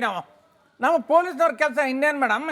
ಹೆಣ ಎತ್ತೋದು, ಹೆಣ ಟ್ರೇಸ್ ಮಾಡೋದು ಮಾಡ್ತೀವಿ. ಅದಕ್ಕೇನಂತೆ ಈಗ ನಾನು ಕೇಳೋದು 100 ಅಲ್ಲ 200 ಕೇಳಿ. ಹೇಳಿ ಸರ್. ಹೇಳಿ, ಆಗ್ಲಿ ಪರವಾಗಿಲ್ಲ, 1000 ಆಗಲಿ, ಪೊಲೀಸ್ನವ್ರು ಮಾಡ್ತಾರೆ. This is not the one case. ಇಂಡಿಯಾದಲ್ಲಿ ನಾವು ನೋಡ್ತೀವಿ ಅಂತ ಹೇಳಿದ್ರೆ ಡಿಫ್ರೆಂಟ್ ವೇರಿಯೇಷನ್ ಕೇಸ್ಗಳಾಗಿದ್ದಾವೆ. ಇದರಲ್ಲಿ ನಾವು ಮಾಡ್ಬೋದು. ಈಗ SITನಲ್ಲಿ already 3 IPS officers, senior IPS officers have been deputed and they have taken the assistance of the panchayat members, they have taken the assistance of the local police. ಎಲ್ಲ ತಗೊಂಡಿದ್ದಾರೆ. ತಗೊಂಡಿದ್ದೆ ಕೇಸ್ ಡಿಟೆಕ್ಟ್ ಮಾಡ್ತಾರೆ. ಯಾಕಂದರೆ ಈಗ 4-5 ಇದಕ್ಕೆ ನಾವು ಗುಣಿ ತೋಡೋದಕ್ಕೆ ಅವರು ಆಗೋಗ್ಬಿಡ್ತು, ಇನ್ನು ಆಗೋದಿಲ್ಲ ಅಂತ ಹೇಳಿದ್ರೆ ಆಗೋದಿಲ್ಲ. Because SIT has formed you and you had to detect that case. You come to a conclusion and after digging 150 this thing. ಅಂದ್ರೆ ಈ ಪ್ರಕರಣ ಕೂಡ ಹಿಂದಿನ ತನಿಖೆಗಳ ರೀತಿಯಲ್ಲಿ ಏನೂ ಸಿಗ್ಲಿಲ್ಲಪ್ಪ ಅಂತ ಹೇಳಿ ಕೈ ತೊಳ್ಕೊಳ್ಳೋದು ಬೇಡ ಅಂತ ಹೇಳಿ ಒಂದು ಚಿಕ್ಕ ಬ್ರೇಕಿಂಗ್ ಅಪ್ಡೇಟ್ ಸರ್, ಅದನ್ನು ಗಮನಿಸಿ ನಿಮಗೇನೆ ಬರ್ತೀನಿ ವಾಪಸ್ಸು. ಭಕ್ತರಲ್ಲಿ ಈಗಲೂ ಕೂಡ ಅಸಮಾಧಾನ ಇದೆ. ನಾವು ಕೆಲವೇ ಕ್ಷಣಗಳ ಹಿಂದೆ ಆ ಕ್ಷೇತ್ರಕ್ಕೆ ಬರ್ತಿರುವ ಭಕ್ತರ ಮನಸ್ಸಿನ ಮಾತನ್ನ, ಹಾಗೆ ಸ್ಥಳೀಯರ ಮನಸ್ಸಿನ ಮಾತನ್ನ ನಿಮ್ಮ ಮುಂದೆ ಇಟ್ವಿ. ಕೆಲವ್ರು ಹೇಳ್ತಿರೋದೇನು, ಅಸಮಾಧಾನ ಚರ್ಚೆ ಅದೆಲ್ಲ ಆಯ್ತು, ಇವಾಗ ತನಿಖೆ ಆಗ್ತಿದೆಯಲ್ಲ ಆಗ ಹೋಗ್ಲಿ, ಇನ್ನು ಮುಂದಾದ್ರೂ ಇಂಥ ಕಳಂಕಗಳು ಬರ್ದೇ ಇರೋ ರೀತಿಯಲ್ಲಿ ಅದೇನು ಸತ್ಯ ಇದೆ ಆಚೆ ಬಂದ್ಬಿಡ್ಲಿ, ಇದು ಅನೇಕರ ಅಭಿಪ್ರಾಯ. ಇದೆಲ್ಲದರ ಮಧ್ಯೆ ಇವತ್ತು ಸಿಕ್ಕ ಮತ್ತೊಂದು ಮೇಜರ್ ಸ್ಫೋಟಕ ಹೇಳಿಕೆ ಅಂದ್ರೆ, ಈ SIT ತನಿಖೆ ಆಗ್ತಾ ಇರುವಾಗ್ಲೇನೆ ಅನನ್ಯ ಭಟ್ ಅವರ ಪರ ವಕೀಲರು ಹೇಳ್ತಾರೆ, ಈ 13 ಗುಂಡಿ ಇದೆಯಲ್ಲ ನೋಡ್ತೀರಿ, ಈ 13 ಗುಂಡಿಯಲ್ಲಿ 45ಕ್ಕಿಂತ ಹೆಚ್ಚಿನ ಶವ ಆಚೆ ಬರುತ್ತೆ ಸರ್. ನಂಬರ್ ಸಮೇತ ಹೇಳ್ತಾರೆ ಸರ್. ಗುಂಡಿ ನಂಬರ್ 1, ಗುಂಡಿ ನಂಬರ್ 2, ಗುಂಡಿ ನಂಬರ್ 3 ಇಷ್ಟಿಷ್ಟು ಶವ ಇದೆ ಅಂತ ಹೇಳಿ. ನಿಮ್ಮ ಪರ್ಮಿಷನ್ ಇದ್ರೆ ಅದನ್ನು ಓದ್ಬಿಡ್ತೀನಿ. ಗುಂಡಿ ನಂಬರ್ 1ರಲ್ಲಿ 2 ದೇಹ ಇದೆಯಂತೆ, ನಂಬರ್ 2ರಲ್ಲೂ 2 ದೇಹ ಇದೆಯಂತೆ, 6, 7, 8ರಲ್ಲಿ 8 ದೇಹ ಇದೆಯಂತೆ. ಇದರ ಜೊತೆಗೆ ಸೈಟ್ ನಂಬರ್ 11ರಲ್ಲಿ 9 ದೇಹ ಇದೆಯಂತೆ. ಸರಿ ಫಣೀಂದ್ರ ಸರ್, ನೀವು ಹೇಳಿ, 13ರಲ್ಲಿ 45 ಶವ ಅಂತಂದ್ರೆ ಪತ್ತೆ ಹಚ್ಚುವ ಸಂದರ್ಭದಲ್ಲಿ 5ರಲ್ಲಿ ಇವರೇ ಕೊಟ್ಟಿರೋ ಲೆಕ್ಕ ಪ್ರಕಾರ ಅಟ್ಲೀಸ್ಟ್ ಒಂದು ಬೋನ್ ಸಿಗಬೇಕಾಗಿತ್ತು. ಆ ಒಂದು ಕಾರಣಕ್ಕೆ ನಾನು ಒಂದು ಸೂಕ್ಷ್ಮ ಕೊಟ್ಟೆ ಆವಾಗಲೇ 5 ಜಾಗದಲ್ಲಿ ಇಷ್ಟು ದಿನ ಐ ಮೀನ್ 2 ದಿವಸದಿಂದ ಆಗಿದ್ರು ಕೂಡ ಈ ಒಂದು ಕುರುಹುಗಳು ಸಿಕ್ಕಿಲ್ಲ ಅಂತ ಕೇಳಿದ್ರೆ ಎಲ್ಲೋ ಒಂದು ಕಡೆ ಆ ಡೆಪ್ತ್ ಆಫ್ ದ ಗ್ರೌಂಡ್ ಏನು ಹೋಗ್ತಿದ್ದಾರೆ ಅಲ್ಲಿ ಎಲ್ಲೋ ಒಂದು ಕಡೆ ಒಂದು ಕ್ಯಾಲ್ಕುಲೇಷನ್ ರೀಕನ್ಸಿಡರ್ ಮಾಡಬೇಕಿದ್ಯಾ ಅಂತ ನನ್ನ ಒಂದು ಅನಿಸಿಕೆ. ಯಾಕಂದ್ರೆ ಅಲ್ಲಿ ಬರೀ 15 ಅಡಿಗಿಂತ ಇನ್ನೂ ಹೆಚ್ಚಿಗೆ deep ಹೋಗ್ಬೇಕಾ? 100 ಗಟ್ಟಲೆ ದೇಹಗಳಿದೆ ಎಂಬುದಂತ ಅಲ್ಲ. ಅದಕ್ಕೆ ಅವ್ರು ಯಾವ ವಿಚಾರ ಕನ್ಸಿಡರ್ ಮಾಡಿದ್ದಾರೆ ಅಂತ ನನಗೆ ಈ ಹಂತದಲ್ಲಿ ಗೊತ್ತಿಲ್ಲ. ಬಿಕಾಸ್ ಇನ್ವೆಸ್ಟಿಗೇಷನ್ ಆಫೀಸರ್ ಆಗಲಿ ಅಲ್ಲಿರುವಂಥ ಒಂದು ಫೋರೆನ್ಸಿಕ್ ಟೀಮ್ ಆಗಲಿ ಅವ್ರು ಯಾವ್ಯಾವ ಪ್ಯಾರಾಮೀಟರ್ಸ್ ಕನ್ಸಿಡರ್ ಮಾಡಿ ಎಷ್ಟು ಡೆಪ್ತ್ ಹೋಗ್ತಿದ್ದಾರೆ ಅಂತ ಇನ್ನೂ ಬೆಳಕಿಗೆ ಬಂದಿಲ್ಲ ಅದು. ಆದರೆ ಆ ಜಾಗದಲ್ಲಿ ಇವಾಗ 5 ಜಾಗದಲ್ಲಿ ಕೂಡ ಒಂದು ಬೋನ್ ಕೂಡ ಸಿಕ್ಕಿಲ್ಲ ಅಂತ ಕೇಳಿದ್ರೆ ಐ ಮೀನ್ ಅವರು ಜೆನ್ವಿನ್ ಆಗಿ ಪಂಚಾಯತ್ ಲಿಮಿಟ್ಸಲ್ಲಿ ಕೂಡ ತೊಗೊಂಡು ಹೂತಿದ್ದೀವಿ ಅಂತ ಹೇಳ್ತಾರೆ, ರುದ್ರಭೂಮಿ ಇಲ್ದೇ ಇರೋ ಕಾರಣಕ್ಕೋಸ್ಕರ. ಪ್ಲಸ್ ವಿಸಿಲ್ ಬ್ಲೋವರ್ ಕೂಡ ನಾನೇ ಹೂತಿಟ್ಟಿದ್ದೀನಿ ಅಂತ ಹೇಳ್ತಾರೆ. ಯಾರದ್ದೋ ಒಂದು ವಿಚಾರ ಕೂಡ ನಿಜ ಆಗಿರಬೇಕಿದೆ ಅಲ್ವಾ. ಫಸ್ಟ್ ಆಫ್ ಆಲ್ ಒಂದು ಬೋನ್ ಸಿಗಬೇಕಿದೆ, ಅದು ಇವ್ರು ಹೇಳ್ತಿರೋ ಬಾಡಿದ ಅಥವಾ ಅವ್ರು ಹೇಳ್ತಿರೋ ಬಾಡಿದ ಅಂತ ಪ್ರಶ್ನೆ ಆಮೇಲೆ ಬರುತ್ತೆ. ಅಟ್ಲೀಸ್ಟ್ ಒಂದು ಬೋನ್ ಸಿಗಬೇಕಿದೆ ಅಲ್ವಾ. 5 ಜಾಗದಲ್ಲೂ ಸಿಕ್ಕಿಲ್ಲ ಅಂತ ಕೇಳಿದ್ರೆ ಎಲ್ಲೋ ಒಂದು ಕಡೆ ಒಂದು ನೇಚರ್ ಯಾವ ರೀತಿ ಅದು ಡೆವಲಪ್ ಆಗಿದೆ ಈ ಒಂದು ಕಾಲಘಟ್ಟದಲ್ಲಿ ಅದನ್ನು ಕನ್ಸಿಡರ್ ಮಾಡಿ ಸ್ವಲ್ಪ ಡೆಪ್ತು ಕನ್ಸಿಡರ್ ಮಾಡಬೇಕಿದೆಯಾ ಅಂತ ನೋಡಬೇಕಿದೆ ನಾವು ಇನ್ನು ಮುಂದಕ್ಕೆ. ಓಕೆ, ಗಿಳಿಯಾರ್ ಅವರೇ, ಮಂಜುನಾಥ್ ಅವರು, ವಕೀಲರಾದ ಮಂಜುನಾಥ್ ಅವರು ಬಹಳ ಕಾನ್ಫಿಡೆನ್ಸ್ ಅಲ್ಲಿ ಪ್ರಕಟಣೆನೇ ಹೊರಡಿಸ್ಬಿಟ್ಟಿದ್ದಾರೆ. 45 ಒಂದಲ್ಲ ಎರಡಲ್ಲ 45 ಶವ ಈ 13 ಸ್ಪಾಟ್ ಅಲ್ಲೇ ಸಿಗುತ್ತೆ ನೋಡಿ ಅಂತ ಹೇಳಿ. ಬಟ್ ಇನ್ನು ತನಿಖೆ ಇದೆ ಸರ್. ಈಗ ನಾನು ನನ್ನ ಅನಿಸಿಕೆ ಅಲ್ಲ ಇದು, ನಾನು ಸ್ಥಳೀಯ ಹಿರಿಯ ಪಂಚಾಯತ್ ಅಧ್ಯಕ್ಷರನ್ನ ಮತ್ತೆ ಹಿಂದೆ ಇಲ್ಲಿದ್ದಂಥ ಅಧಿಕಾರಿಗಳನ್ನ ಸಂಪರ್ಕ ಮಾಡಿ, ಸ್ಥಳೀಯರನ್ನು ಸಂಪರ್ಕ ಮಾಡಿ ಕೇಳಿರುವಂಥದ್ದು. ಈಗ ಒಬ್ಬ ವ್ಯಕ್ತಿ ಏನು ಹೇಳಿದ್ದಾನೆ, ಅವನು ಹಾಗೆ ಅವನು ಹೇಳಿದಂಥ ಜಾಗಗಳಲ್ಲಿ ಬಹುತೇಕ ಏನು UDR ಮಾಡಿದಂಥ ಶವಗಳನ್ನು ಹೂತು ಹಾಕಲಾಗಿತ್ತು. ಅಂದ್ರೆ ಅವರು ಅಗಿಯುವಾಗ ಯಾವುದಾದ್ರೂ ಶವ ಸಿಗತ್ತೆ. ನಮಗೆ ಇಲ್ಲಿ ಏನು ಬೇಕಿರೋದು, ಸಾರ್ವಜನಿಕರು ಯಾರೋ ಫೇಸ್ಬುಕ್ನಲ್ಲೋ ಅಥವಾ ಸೋಷಿಯಲ್ ಮೀಡಿಯಾದಲ್ಲೋ ತೀರ್ಪು ಕೊಡೋದಕ್ಕಿಂತ ಇದನ್ನು ಸ್ವಲ್ಪ ಸಹನೆಯಿಂದ, ಯಾಕಂದರೆ ಹಿರಿಯ ಅಧಿಕಾರಿಗಳು, ನಿವೃತ್ತ ಅಧಿಕಾರಿಗಳು ಹೇಳಿದ ಹಾಗೆ 3-4 IPS ಅಧಿಕಾರಿಗಳನ್ನು ಮಾಡಿ ಒಂದು SIT ರಚನೆ ಮಾಡಿದ್ದಾರೆ. ಅವ್ರು ಎಲ್ಲ ರೀತಿಯ ತನಿಖೆ ಮಾಡ್ತಾರೆ. ಒಬ್ಬನೇ ಶವನ ತಗೊಂಡೋಗಿ ಹಾಕಿದ್ನ, ಅವ್ರ ಜೊತೆ ಯಾರಿದ್ರ, ಅಥವಾ ಯಾರು ಇದನ್ನ ಶವವನ್ನು ಕೊಟ್ಟವರು, ಹೇಗೆ ಅವರು ಮರ್ಡರ್ ಆಗ್ತಾರೆ ಇವ್ರು ಹೇಳೋ ಪ್ರಕಾರ, ಇದೆಲ್ಲವೂ ಕೂಡ ತನಿಖೆಯ ನಂತರ ಬಹಿರಂಗಗೊಳ್ಳುವಂಥದ್ದು. ಒಂದು ವೇಳೆ ಇನ್ನೂ ಸ್ವಲ್ಪ ದಿನಗಳಲ್ಲಿ ಏನು ಅಗೆತ ನಡೀತಾ ಇಲ್ಲ, ಅವಾಗ ಶವಗಳು ಅಂದ್ರೆ ಅಸ್ಥಿಪಂಜರಗಳು, ಮೂಳೆಗಳು ಸಿಕ್ಕಿದ್ರು ಕೂಡ ಆಶ್ಚರ್ಯ ಪಡುವಂತ ಸಂಗತಿ ಏನಲ್ಲ. ಯಾಕಂದ್ರೆ ಅದೇ ಭಾಗದಲ್ಲಿ ಹಲವಾರು ಶವಗಳನ್ನ ಏನು ದಫನ್ ಮಾಡಿರುವಂತ ದಾಖಲೆ ಪಂಚಾಯತ್ನಲ್ಲಿ ಮತ್ತು ಪೊಲೀಸ್ ಅಧಿಕಾರಿಗಳ ಬಳಿ ಇರುವ ಕಾರಣಕ್ಕೆ ಅಲ್ಲೆಲ್ಲಾದ್ರೂ ಒಂದು ಕಡೆ ಶವದ ಅಸ್ತಿತ್ವಗಳು ಸಿಗಬಹುದು ಅಂತ ಹೇಳ್ತೀನಿ. ಆಯ್ತು ಬಾಲನ್ ಸರ್, ಒಂದು ಮಾತು ಆಗ ಏನು ಪದ್ಮಲತಾ ರೇಪ್ ಅಂಡ್ ಮರ್ಡರ್ ಅಂತ ಯಾರೋ ಒಬ್ರು ಉಲ್ಲೇಖ ಮಾಡಿದ್ರು. ಹೇಳಿ ಮೇಡಮ್, ಅದು ಬರೀ ಮರ್ಡರ್ ಮಾತ್ರ. ಪೋಸ್ಟ್ ಮಾರ್ಟಮ್ ರಿಪೋರ್ಟ್ ಅಲ್ಲೂ ಅದು ರೇಪ್ ಅಂಡ್ ಮರ್ಡರ್ ಅಲ್ಲ, ಆ ರೀತಿ ಉಲ್ಲೇಖಿಸೋದು ಸರಿಯಲ್ಲ. ಈಗ ಈ ಪ್ರಕರಣಕ್ಕೆ ಬರೋದಾದ್ರೆ ಮೇಡಮ್, ಸಾರ್ವಜನಿಕ ವಲಯದಲ್ಲಿ ಕೂಡ ಒಂದು ಬಂದೆ ಬಾಲನ್ ಸರ್, ಒಂದು ನೇರವಾಗಿ ಪ್ರಶ್ನೆ ಕೇಳ್ತೀನಿ. ಈಗ ಮಂಜುನಾಥ್ ಅವರು ಅನನ್ಯ ಭಟ್ ಅವರ ಪರವಾದ ವಕೀಲರು, ಅವರು ಇಷ್ಟೇ ಶವಗಳಿದೆ ಅಂತ ಹೇಳಿ ಲೆಕ್ಕ ಕೊಡ್ತಿದ್ದಾರೆ. ದಟ್ ಮೀನ್ಸ್ ಅವ್ರಿಗೆ ಗೊತ್ತಿರಬೇಕು. ಇಲ್ಲ, ನನ್ನ ಪ್ರಶ್ನೆ ಪೂರ್ತಿ ಕೇಳಿಸ್ಕೊಳ್ಳಿ. AI ಬಳಸ್ಕೊಂಡು ಸೋಷಿಯಲ್ ಮೀಡಿಯಾದಲ್ಲಿ ವಿಡಿಯೋ ಮಾಡ್ತಿರೋ ವ್ಯಕ್ತಿ, ಈ ನೀವು ಭೀಮಾ ಅಂತ ಕರೆಯೋ ವ್ಯಕ್ತಿ ಏನು 164 ಸ್ಟೇಟ್ಮೆಂಟ್ ಕೊಟ್ಟಿದ್ದಾರೆ, ಆ ಸ್ಟೇಟ್ಮೆಂಟು ನ್ಯಾಯಾಧೀಶರಿಗೆ ಬಿಟ್ಟರೆ ಬೇರೆ ಯಾರಿಗೂ ಗೊತ್ತಿರ್ಲಿಕ್ಕೆ ಸಾಧ್ಯ ಇಲ್ಲ. ಅವ್ರಿಗಿಂತ ಜಾಸ್ತಿ ಡೀಟೇಲ್ಸ್ ಈ ವ್ಯಕ್ತಿಗೆ, ಸೋಷಿಯಲ್ ಮೀಡಿಯಾದಲ್ಲಿ ವಿಡಿಯೋ ಮಾಡ್ತಿರೋ ವ್ಯಕ್ತಿಗೆ ಗೊತ್ತಿದ್ದ ಹಾಗಿದೆ. 1 ನಿಮಿಷ ಸರ್, ಪೂರ್ತಿ ಆಗಿಲ್ಲ. ತಮಗೆ ಅಂದರೆ ಈ ಪ್ರಕರಣವನ್ನು ಬಹಳ ಹತ್ತಿರದಿಂದ ಗಮನಿಸ್ತಾ ಇರುವ ತಮಗೆ, ವಕೀಲರಾದ ಮಂಜುನಾಥ್ ಅವರಿಗೆ, ಆ ವಿಡಿಯೋ ಮಾಡ್ತಾ ಇರುವ ಸೋಷಿಯಲ್ ಮೀಡಿಯಾದ ಆ ವ್ಯಕ್ತಿಗೆ, ಹಾಗೆ ಈಗ ದೂರುದಾರನಾಗಿ ನಿಂತಿರುವ ವ್ಯಕ್ತಿಗೆ ಕನೆಕ್ಷನ್ ಇದೆಯಾ? ಹೇಗೆ ಅಕ್ಯುರೇಟ್ ಆಗಿ ಎಲ್ರಿಗೂ ಕೂಡ ಇಷ್ಟೊಂದು ಮಾಹಿತಿ ಗೊತ್ತಿರ್ಲಿಕ್ಕೆ ಸಾಧ್ಯ ಅಂತೇಳಿ? Are you people connected? ನೋಡಿ, ನೀವು ಅವ್ರನ್ನ ಕೇಳಬೇಕು. ನಾನು ಇದು ಇನ್ವೆಸ್ಟಿಗೇಷನು ನಾರ್ಮಲ್ ಇನ್ವೆಸ್ಟಿಗೇಷನ್ ಅಲ್ಲ, ಅಬ್ನಾರ್ಮಲ್ ಆಗಿ ಹೋಗ್ತಾ ಇದೆ ಈಗಲೂ.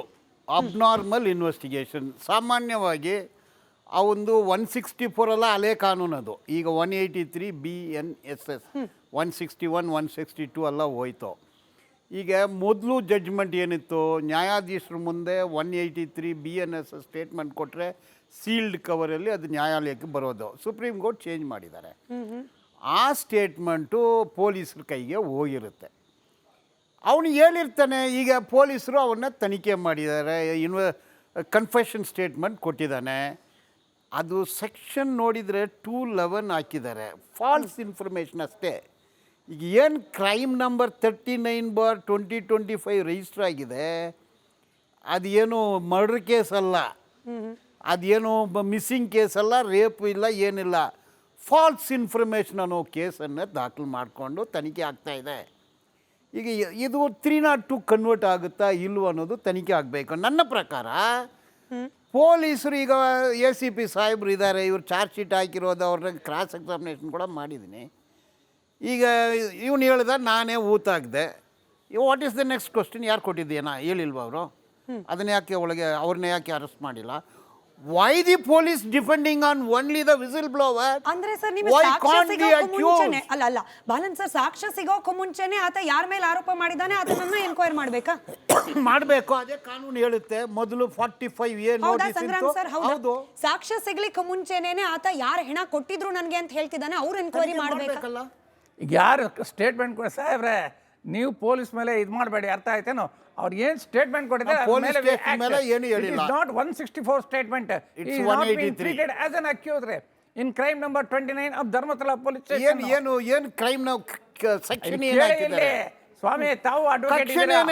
It is only A statement under section 162 ಅಷ್ಟೇ, ಅದ್ರ ಮೇಲೆ ಜಾಸ್ತಿ ಏನಿಲ್ಲ. ಹೌದು, ಅವನು ಸ್ಟೇಟ್ಮೆಂಟ್ ನೋಡಿ, ಕನ್ಫೆಷನ್ ಸ್ಟೇಟ್ಮೆಂಟ್ ನ್ಯಾಯಾಧೀಶರ ಮುಂದೆ ಕೊಟ್ಟಿದ್ದಾನೆ. How you say it is a statement? It is a confessional statement. ಈಗ ಅಕ್ಯೂಸ್ಡ್ ಪೊಲೀಸರ ಮುಂದೆ ಹೇಳಿಕೆ ಕೊಟ್ರೆ ವಾಲಂಟರಿ ಸ್ಟೇಟ್ಮೆಂಟ್ ಆಗುತ್ತೆ. ಅದು ನಾಟ್ 161, 162 ಅದು ಆವಾಗಿತ್ತು. ಈಗ ಒಂದು accused is an accused in that crime number. Let us be very clear that whistleblower is an accused in crime number 39/25. Sari.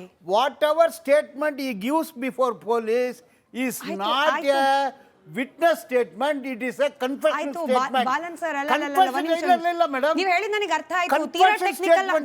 ತೀರಾ ಟೆಕ್ನಿಕಲ್ ಆಗಿ ನೀವು ಹೇಳಿದ್ರೆ ನಿಮ್ ವಕೀಲರಾಗಿ ನಿಮಗೆ ಅನುಭವ ಇದೆ, ಬಟ್ ನಮ್ ವೀಕ್ಷಕರಿಗೆ ಅರ್ಥ ಆಗಲ್ಲ. ಸಿಂಪಲ್ ಆಗಿ ನಾನು ಹೇಳ್ತಾ ಇದ್ದೀನಿ ಬಾಲನ್ ಸರ್, ನಿಮ್ಮ ಪ್ರಕಾರ ಏನು? ಆತ ಈ ಭೀಮಾ ಅಂತ ನೀವು ಕರಿತಿರುವ ವ್ಯಕ್ತಿ ಅಲ್ಲಿ ನ್ಯಾಯಾಧೀಶರ ಮುಂದೆ ಸ್ಟೇಟ್ಮೆಂಟ್ ಕೊಟ್ಟ ತಕ್ಷಣ ಆತ ಯಾರೆಲ್ಲರ ಹೆಸರು ಹೇಳಿದ್ದಾನೆ ಅವ್ರನ್ನ ಹೋಗಿ ಇನ್ವೆಸ್ಟಿಗೇಷನ್ ಮಾಡಬೇಕಿತ್ತು. ಅಲ್ಲಿ ಶವ ಸಿಗುತ್ತೋ ಇಲ್ಲೋದು ಆಮೇಲೆ, ಅಸ್ಥಿಪಂಜರ ಸಿಗುತ್ತೋ ಇಲ್ಲೋದು ಆಮೇಲೆ, ಫಸ್ಟ್ ಯಾರ ಹೆಸರು ಹೇಳ್ತಾನೆ ಅವ್ರನ್ನ ಕರೆಸಿ ಎನ್ಕ್ವೈರಿ ಮಾಡಬೇಕಾಗಿತ್ತು. ಹಾಗ ನಿಮ್ಮ ನಿರೀಕ್ಷೆ? ನೋಡಿ, ಇನ್ಕ್ರಿಮಿನೇಟಿಂಗ್ ಮೆಟೀರಿಯಲ್, ಇನ್ಕ್ರಿಮಿನೇಟಿಂಗ್ ತನಿಖೆ, ಇನ್ವೆಸ್ಟಿಗೇಷನ್ ಅನ್ನೋದು ಹಲವಾರು ಜಡ್ಜ್ಮೆಂಟ್ ಇದೆ, BNSS ಇದೆ, ದಟ್ಸ್ ಆಲ್ ಕೋಡಿಫೈಡ್. ಇನ್ವೆಸ್ಟಿಗೇಷನ್ ಅಂದರೆ confession statement, recovery, arrest, custodial interrogation.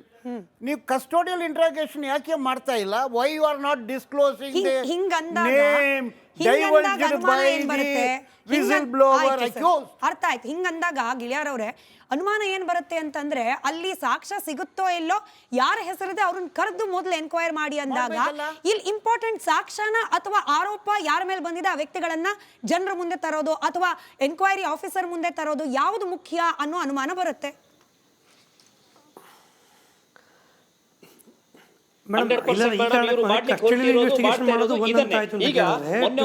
Girish ಮಟ್ಟಣ್ಣನವರ ವ್ಯಕ್ತಿ, ಪಣೀಂದ್ರ ಸರ್ ಒಂದೇ ಸೆಕೆಂಡ್ ಗಿಳಿಯಾರ್ ಮುಗಿಸ್ಬಿಡ್ಲಿ. ಈಗ ಗಿರೀಶ್ ಮಟ್ಟಣ್ಣನವ್ರು ಎನ್ನುವಂತ ವ್ಯಕ್ತಿಯೊಬ್ಬ ಮೊನ್ನೆ ಒಂದು ಯೂಟ್ಯೂಬ್ನಲ್ಲಿ ವಿಡಿಯೋ ಮಾಡಿಕೊಂಡು ಹೇಳ್ತಾ ಇದ್ದ, ಏನಂತ ಹೇಳಿದ್ರೆ ಅಲ್ಲಿ 24 ವರ್ಷದ ಹುಡುಗಿಯ ಏನು ಅವನು ಬುರುಡೆ ತಗೊಂಡೋಗಿ ಸ್ಟೇಷನ್ಗೆ ಕೊಟ್ಟಿದ್ದಾನಲ್ಲ, 24 ವರ್ಷದ ಹುಡುಗಿಯ ತಲೆಬುರುಡೆ ಅಂತ ಹೇಳ್ತಾನೆ. ಅವರಿಗೆ ಈ ಮನುಷ್ಯಂಗೆ ಹೆಂಗೆ ಈ ರಿಪೋರ್ಟ್ ಸಿಗುತ್ತೆ? FSL ರಿಪೋರ್ಟ್ ಹೆಂಗೆ ಸಿಗುತ್ತೆ? ನಾನು ಎಕ್ಸ್ಪರ್ಟ್ಸ್ ಹತ್ರ ಕೇಳಿದ್ದೀನಿ, ಅದು OPG ಆಗದೆಯೋ ಯಾವುದೋ ಒಂದು ಏನು ವೆರಿಫಿಕೇಶನ್ ಆಗದೆ, ಎಕ್ಸ್ರೇ ಆಗದೆ, ಇದನ್ನೇ ಇವ್ರಿಗೆ ಯಾರು ಹೇಳ್ತಾರೆ?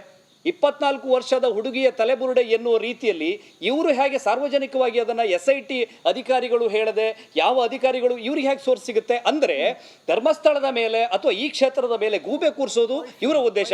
ಅವರೊಬ್ರು ಹೇಳ್ತಾರೆ ನೋಡಿ, ಮೊದಲು ಇವ್ರನ್ನ ಕಸ್ಟಡಿ ತಗೊಂಡು ಎನ್ಕ್ವೈರಿ ಮಾಡಬೇಕು ಅಂತ ಹೇಳಿ. ಹಾಗಿದ್ರೆ ಯಾರು ಕೂಡ ಯಾರ ಮೇಲೆ ಬೇಕಾದ್ರೂ ಆರೋಪವನ್ನ ಹಾಕಿದ ತಕ್ಷಣ ಅವ್ರು ತಗೊಂಡೋಗಿ ಕಸ್ಟಡಿ ತಗೊಳ್ಳೋದ? ಇವತ್ತು ನರೇಂದ್ರ ಮೋದಿ ಅವ್ರು ಹಿಂಗ್ ಮಾಡಿದ್ದಾರೆ ಅಂತ ಹೇಳಿ ನಾನೊಂದು ಕೇಸ್ ಕೊಟ್ರೆ ಅವ್ರನ್ನ ಕಸ್ಟಡಿ ತಗೊಂಡು ಎನ್ಕ್ವೈರಿ ಮಾಡಕ್ಕಾಗತ್ತಾ? ಮೊದಲು ಸಾಕ್ಷಿಯಲ್ಲಿ ನೋಡ್ಬೇಕಲ್ವಾ ಮೇಡಮ್? ಇಲ್ಲಿ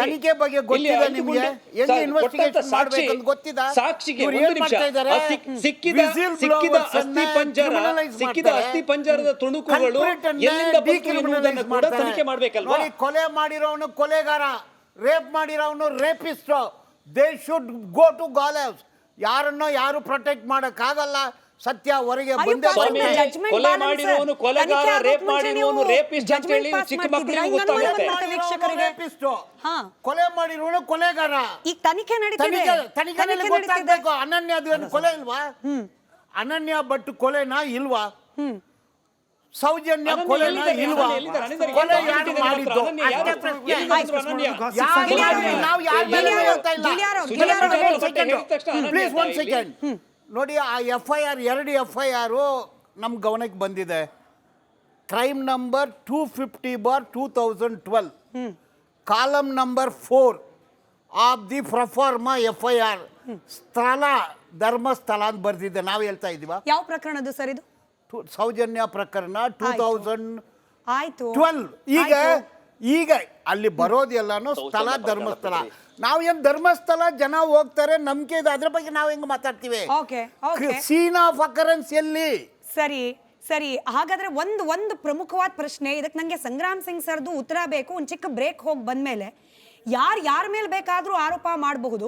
ಆರೋಪ ಮಾಡಿದ ತಕ್ಷಣ ಸಾಕ್ಷ್ಯ ಸಿಗೋಕ್ ಮುಂಚೆನೆ ಯಾರ ಮೇಲೆ ಆರೋಪ ಇದೆ ಅವ್ರನ್ನ ಕರೆದು ಎನ್ಕ್ವೈರಿ ಮಾಡ್ಲಿಕ್ಕೆ ಪ್ರಾವಿಷನ್ ಇದೆಯಾ ಇಲ್ವಾ? ಒಬ್ಬ ತನಿಖಾಧಿಕಾರಿಯಾಗಿ ಸಂಗ್ರಾಮ್ ಸಿಂಗ್ ಅವರು ಉತ್ತರ ಕೊಡ್ಲಿ. ಇದ್ರಲ್ಲಿ ಅನುಮಾನ ಪಡೋ ಕಾರಣ ಏನಿದೆ ಇದೆ ಅನ್ನೋದು ವಕೀಲರಾದ ಬಾಲನ್ ಅವ್ರ ಉತ್ತರ. ಇದ್ರಲ್ಲಿ ಅನುಮಾನ ಯಾಕೆ ಪಡ್ಬೇಕು ಅನ್ನೋದನ್ನ ವಸಂತ್ ಕಿಳಿಯಾರ್ ಅವ್ರು ಹೇಳಿ.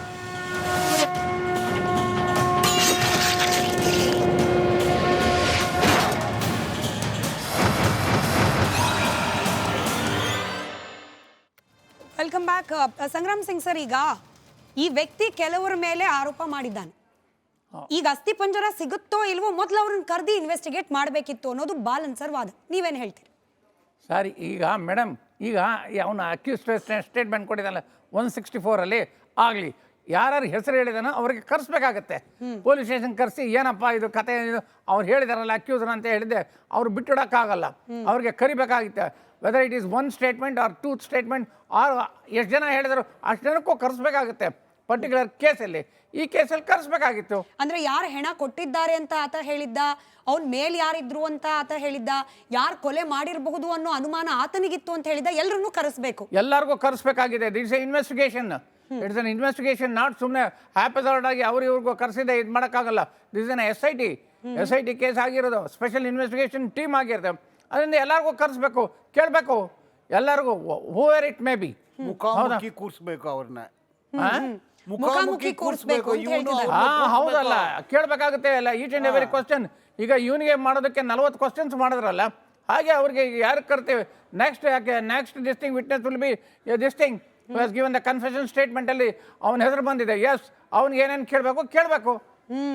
ಗಿಳಿಯರ್ ಅವರೇ ತಪ್ಪೇನಿದೆ? ಬೇರೆ ಪ್ರಕರಣಗಳಲ್ಲಿ ಯಾರ ಮೇಲೆ ಆರೋಪ ಬರುತ್ತೆ ಅವ್ರನ್ನ ಕರೀತಾರೆ, ಫಾರ್ಮಲಿ ಎನ್ಕ್ವೈರಿ ಮಾಡ್ತಾರೆ, ಕಳಿಸ್ತಾರೆ. ಇದ್ರಲ್ಲಿ ಯಾರ ಮೇಲೆ ಆರೋಪ? ಅವ್ರು ಪ್ರತಿಷ್ಠಿತಾನೋ, ದೊಡ್ಡವರೋ, ಮತ್ತೊಂದೋ, ಮಗದೊಂದೋ? ನೋಡಿ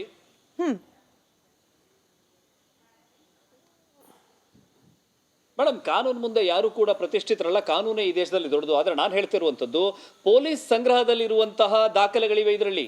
ಇಲ್ಲಿ ಪಂಚಾಯತ್ನಲ್ಲಿ ದಾಖಲೆಗಳಿವೆ, ಎಲ್ಲೆಲ್ಲಿ ಶವಗಳನ್ನು ಹೂಳಲಾಗಿದೆ ಎನ್ನುವಂಥ ದಾಖಲೆಗಳಿವೆ. ಯಾರು ಶವವನ್ನು ಏನು ದಫನ್ ಮಾಡಿದಾರೋ ಅವರಿಗೆ ಇವರು ದುಡ್ಡನ್ನ ಕೊಟ್ಟಿದ್ದಾರೆ, ಏನು ಕೂಲಿ ಆಳುಗಳಿಗೆ, ಅದೆಲ್ಲ ದಾಖಲೆಗಳಿದೆ. ಆ ದಾಖಲೆಗಳನ್ನು ಅವರು ತಗೊಂಡಿದ್ದಾರೆ, ಪರಿಶೀಲನೆ ಮಾಡಿದ್ದಾರೆ. ಅದರ ನಂತರ ಸಾಕ್ಷಿ ತೋರ್ಸಪ್ಪ ಅಂತೇಳಿ ಅಲ್ಲಿ ಆಗಿತೆ ಇರುವಂತದ್ದು. ಎಲ್ಲಾ ಪ್ರಕರಣದಲ್ಲೂ ಒಂದೇ ರೀತಿಯಲ್ಲಿ ಆಗುತ್ತೆ ಅಂತ ನಾವು ಹೇಳಕ್ಕಾಗಲ್ಲ. ನಾನು ಕೇಳಿದ್ದು ಸ್ಪಷ್ಟವಾಗಿ ಎನ್ಕ್ವೈರಿಗೆ ಕರೆಸೋದ್ರಲ್ಲಿ ಆಕ್ಷೇಪ ಏನು? ಈತ ಇಂಥವ್ರು ಕೊಲೆ ಮಾಡಿರಬಹುದು, ಇಂಥವ್ರು ರೇಪ್ ಮಾಡಿರಬಹುದು ಅಂತ ಹೇಳಿ ಯಾರನ್ನಾದ್ರೂ ಹೆಸರಿಸಿದ್ರೆ ಕರ್ಸೋದ್ರಲ್ಲಿ ನೋಡಿ, SIT ಅಧಿಕಾರಿಗಳು ಯಾರನ್ನ ಬೇಕಾದ್ರೂ ತನಿಖೆ ಕರಿಬಹುದು, ಅದ್ರ ಬಗ್ಗೆ ನನ್ನ ಆಕ್ಷೇಪ ಇಲ್ಲ. ಆದ್ರೆ ಇವರು ಮಾಡ್ತಾ ಇರುವಂತ ಏನು ಇಡೀ ಈ ಪ್ರಕರಣದ ಹಿಂದೆ ಇರುವಂತದ್ದು ಒಂದು ವ್ಯವಸ್ಥಿತವಾದಂತ ಷಡ್ಯಂತ್ರ ಅಂತ ನಾನು ಹೇಳ್ತಾ ಇರುವಂತದ್ದು. ಅಂದ್ರೆ SIT ಅಧಿಕಾರಿಗಳಿಗೂ ಷಡ್ಯಂತ್ರಕ್ಕೂ ಏನ್ ಸಂಬಂಧ? ಷಡ್ಯಂತ್ರ ಮಾಡೋರು ಆಚೆ ಇದ್ದಾರೆ, SIT ಟೀಮ್ ನಲ್ಲಂತೂ ಇಲ್ಲ. SIT ಅಧಿಕಾರಿಗಳಿಗೂ ಷಡ್ಯಂತ್ರಕ್ಕೂ ಸಂಬಂಧ, ಅನನ್ಯ ಭಟ್ಗೂ ಷಡ್ಯಂತ್ರ SIT ಟೀಮಿನ ಬಗ್ಗೆ ನಾನೇನು ಆರೋಪ ಮಾಡ್ತಾ ಇಲ್ಲ. ಇವ್ರು ಏನ್ ತನಿಖೆ, ಈಗ ಎಲ್ಲ ರೀತಿಯ, ಈಗ ಧರ್ಮಸ್ಥಳದ ಧರ್ಮಾಧಿಕಾರಿಗಳೇ ಖುದ್ದಾಗಿ ಅವರ ಏನು ಮೀಡಿಯಾ ಸ್ಟೇಟ್ಮೆಂಟ್ ಅನ್ನು ಅವ್ರ ಕಡೆಯಿಂದ ಅವ್ರ ವಕ್ತಾರರು ಕೊಟ್ಟಿದ್ದಾರೆ, ತನಿಖೆ ಆಗಬೇಕು ಅನ್ನೋ ರೀತಿಯಲ್ಲಿ. ಇದನ್ನ ಸ್ವಾಗತ ಮಾಡ್ತೀವಿ ಅಂತ ಹೇಳಿ ಕೊಟ್ಟಿದ್ದಾರೆ. ಇಲ್ಲಿ ಎಲ್ಲೂ ಕೂಡ ಗೊಂದಲಕ್ಕೆ ಒಳಗಾಗುವಂತ ಸಂದರ್ಭ ಬರೋದಿಲ್ಲ ಅಲ್ವಾ?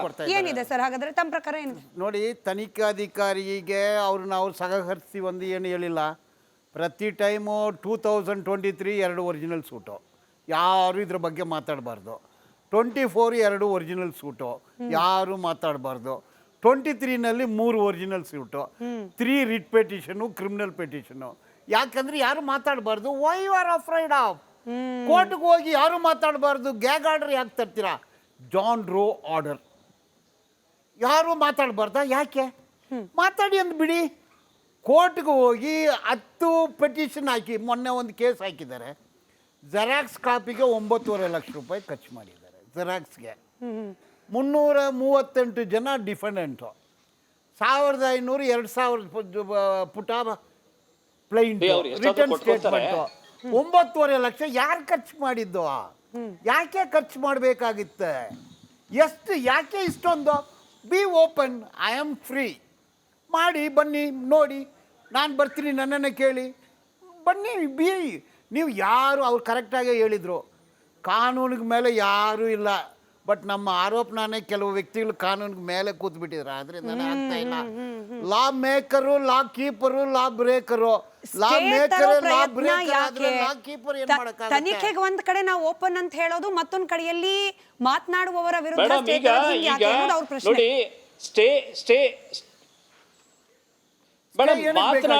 ಮಾತನಾಡುವವರು ಹಾದಿ ಬೀದಿಯಲ್ಲಿ ನಿಂತುಕೊಂಡು ಸುಳ್ಳು ಆರೋಪವನ್ನ ಧರ್ಮಕ್ಷೇತ್ರದ ಮೇಲೆ ಮಾಡುವಾಗ ಅವ್ರ ಮೇಲೆ ಕಾನೂನು ಪ್ರಕಾರವಾದಂತಹ ಹೋರಾಟವನ್ನ ಮಾಡೋದು ತಪ್ಪು ಅಂತೀರಾ ನೀವು?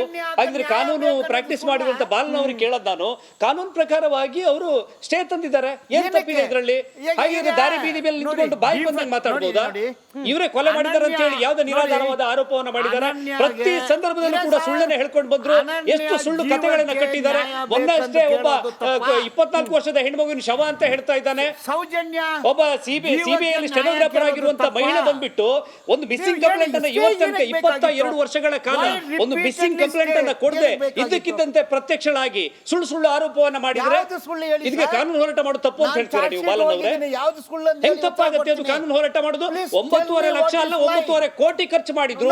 ಅವರು ವೈಯಕ್ತಿಕವಾಗಿ ಖರ್ಚು ಮಾಡಿದ್ರು. ನಿಮ್ಗೇನ್ ತೊಂದರೆ ಆಗುತ್ತೆ ಅದರಿಂದ? ನನಗೇನ್ ತೊಂದರೆ ಇಲ್ಲ. ಏನು ಅವಶ್ಯಕತೆ? ಸುಳ್ಳು ಸೋಷಿಯಲ್ ಮೀಡಿಯಾದಲ್ಲಿ ಇವತ್ತು ಫೇಸ್ಬುಕ್ ತೆಗಿರಿ, ಇನ್ಸ್ಟಾ ತೆಗಿರಿ, ಟ್ವಿಟರ್ ತೆಗಿರಿ, ಎಲ್ಲ ಕಡೆ ನಿಮ್ಮ ತಂಡದವರು ಸುಳ್ಳು ನಿರಾಧಾರ ಆರೋಪ ಒಂದು ಧಾರ್ಮಿಕ ಶ್ರದ್ಧಾ ಕೇಂದ್ರದ ಮೇಲೆ ಮಾಡುವಾಗ ಇದು ನೀವು ಕೇರಳದ ಸರ್ಕಾರದವರು ತನಿಖೆ ಮಾಡಬೇಕು ಅಂತೀರಿ. ಕೇರಳದ ಸಂಸದ ಇದರಲ್ಲಿ ಸ್ಟೇಟ್ಮೆಂಟ್ ಕೊಡ್ತಾನೆ. ಕೇರಳದ ಕಮ್ಯುನಿಸ್ಟ್ ಪತ್ರಿಕೆ ಒಂದು ಇದ್ರ ಬಗ್ಗೆ ಬರೀತದೆ. ಹಿಡನ್ ಅಜೆಂಡಾ ಏನು ಇದ್ರದ್ದು? ಜನ ನೋಡ್ತಾ ಇದ್ದಾರೆ. ಹಿಡನ್ ಅಜೆಂಡಾ ಮಾಡಿದಿರಿ. ಮುಖ್ಯಮಂತ್ರಿ ಕಾನೂನು ಬಗ್ಗೆ ಗೊತ್ತಿಲ್ಲ ನಿಮ್ಗೆ. ಸುಮ್ಮನೆ ಸುಳ್ಳು ಹೇಳಕ್ ಹೋಗ್ಬೇಡ. ಮಾಧ್ಯಮದಲ್ಲಿ ಜನ ನೋಡ್ತಾ ಈಸ್ ಲೈಯಿಂಗ್. ವಾಟ್ ಲೈ ಸರ್? ಏನ್ ಸುಳ್ಳು ಹೇಳ್ತಿದ್ದಾರೆ? ಅದನ್ನ ನೀವು ಹೇಳಿ.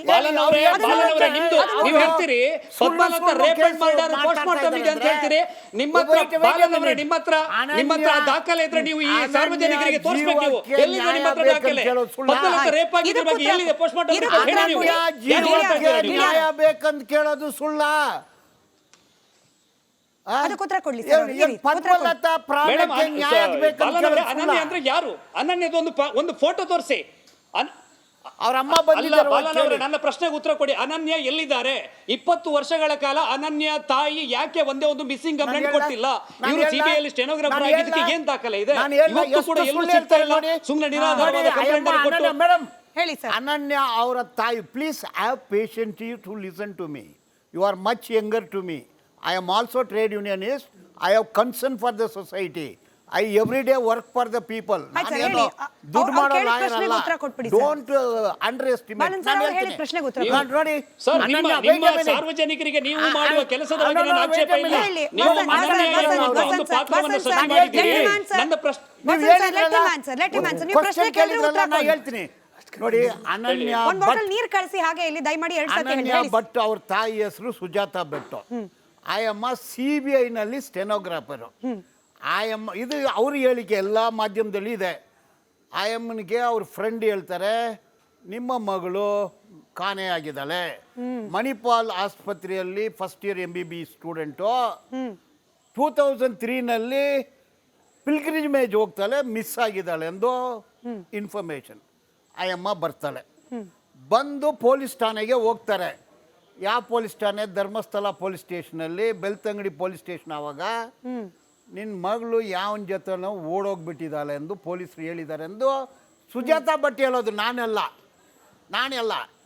ನೆಕ್ಸ್ಟು ಟೆಂಪಲ್ ಅಫಿಷಿಯಲ್ಸ್ ಹತ್ರ ಹೋಗಿ ಕೇಳ್ತಾಳೆ, ನಿನ್ನ ಮಗಳು ಯಾವನ ಜೊತೆನೋ ಓಡೋಗಿದ್ದಾಳೆ ಎಂದು ಹೇಳ್ತಾರೆ. ಫೋಟೋ ತಗೊಳ್ತಾಳೆ, ಅನನ್ಯ ಭಟ್ದು ಫೋಟೋ, ಅವ್ರ ತಾಯಿ ಫೋಟೋ ತಗೊಂಡು ಅಲ್ಲಿರೋ ಅಂಗಡಿಗಳು ಎಲ್ಲ ಹೋಗಿ ಕೇಳ್ತಾರೆ. ಈ ಹುಡುಗಿನ ನಾವು ನೋಡಿದ್ವಿ, ಟೆಂಪಲಲ್ಲಿ ಕೆಲಸ ಮಾಡುವ ಕೆಲಸಗಾರರ ಜೊತೆ ಹೋಗ್ತಿದ್ಲು ಈ ಹುಡುಗಿ ಎಂದು ಹೇಳ್ತಾರೆ. ಇದೆಲ್ಲ ಸುಜಾತಾ ಭಟ್ಟು ಹೇಳೋದು. ಆಮೇಲೆ ಠಾಣೆಗೆ ಹೋಗ್ತಾರೆ, ಹೊಡಿತಾರೆ ಅವ್ರನ್ನ, ಕೈ ಅವನು ಸುಜಾತಾ ಭಟ್ಟನ್ನ ಹೊಡಿತಾರೆ. ಯಾವ ಸ್ಟೇಷನಲ್ಲಿ? ಧರ್ಮಸ್ಥಳ ಪೊಲೀಸ್ ಸ್ಟೇಷನಲ್ಲಿ ಪೊಲೀಸರು ಹೊಡೆದು ಆಸ್ಪತ್ರೆಯಲ್ಲಿ ಅಡ್ಮಿಟ್ ಆಗಿದ್ದಾಳೆ. ಈಗ ಫೋಟೋ ಎಲ್ಲಿದೆ ತೋರಿಸಿ ಅಂದ್ರೆ ಏನಂತ ತೋರಿಸೋದು? ಹಾಗಾದ್ರೆ ಸುಜಾತಾ ಭಟ್ ಸುಳ್ಳು ಹೇಳ್ತಲ್ಲ, ಅವಳು ಹಿಂದೂನೇ. ಸುಜಾತಾ ಭಟ್ಟು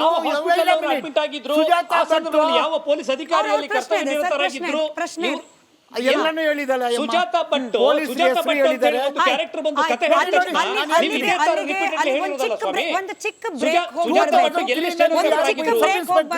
ಬ್ರೇಕ್ ಇಂದ ಬಂದ ನಂತರದಲ್ಲಿ ಈ ಪ್ರಕರಣಗಳಲ್ಲಿ, ಅದರಲ್ಲೂ ಧರ್ಮಸ್ಥಳ ಗ್ರಾಮದ ಸುತ್ತ ಇರುವ ಅನೇಕ ಪ್ರಕರಣಗಳಲ್ಲಿ ಬ್ಯಾಟಲ್ ಆಫ್ ನರೇಟಿವ್ಸ್ ಅಂದ್ರೆ ಒಂದೊಂದು ಬದಿಯದ್ದು ಒಂದೊಂದು ರೀತಿಯ ವಾದ ಬಂದು ಬಂದು ಬಂದು ಬಂದು ಜನರನ್ನ ಎಷ್ಟು ಗೊಂದಲಕ್ಕೀಡು ಮಾಡಿಬಿಟ್ಟಿದೆ ಅಂದ್ರೆ, ಈ ತನಿಖಾಧಿಕಾರಿಗಳ ಮುಂದಿರುವ ಬಿಗ್ಗೆಸ್ಟ್ ಚಾಲೆಂಜ್ ಅಂದ್ರೆ ಯಾವ ವಾದದಲ್ಲಿ ಸತ್ಯ ಇದೆ, ಯಾವ ವಾದದಲ್ಲಿ ಸುಳ್ಳು. ಇದನ್ನು ಭೇದಿಸೋದು ಎಷ್ಟು ಕಷ್ಟ ಅಪ್ಪ. ಫೋರೆನ್ಸಿಕ್ ಎಕ್ಸ್ಪರ್ಟ್ ಇದ್ದಾರೆ, ಅವ್ರು ಹೇಳಿ, ಹಾಗೆ ಸಂಗ್ರಾಮ್ ಸಿಂಗ್ ಇದ್ದಾರೆ, ಅವರು ಉತ್ತರ ಕೊಡ್ಲಿ ಇದಕ್ಕೆ.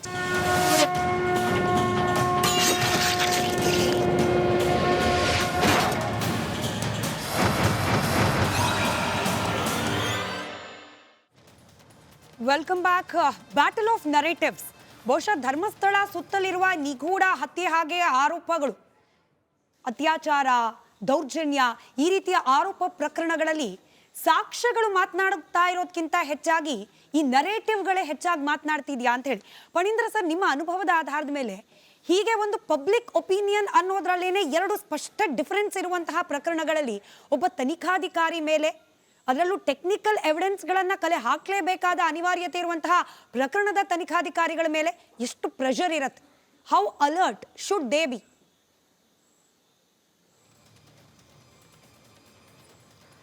ಅಲ್ಲ, ಸಾಮಾನ್ಯವಾಗಿ ಒಬ್ಬ ಜವಾಬ್ದಾರಿಯುತವಾದ ಒಂದು ಸ್ಥಾನ ಅವ್ರಿಗಿರೋದ್ರಿಂದ obviously they will be very careful. But when it comes to the battle of narratives ಅಲ್ಲ, ನಮ್ಮ ಫೋರೆನ್ಸಿಕ್ ಅಪ್ಲಿಕೇಶನ್ ಏನಿದೆ madam, it is just to ascertain if the given narrative is true or given narrative is falls.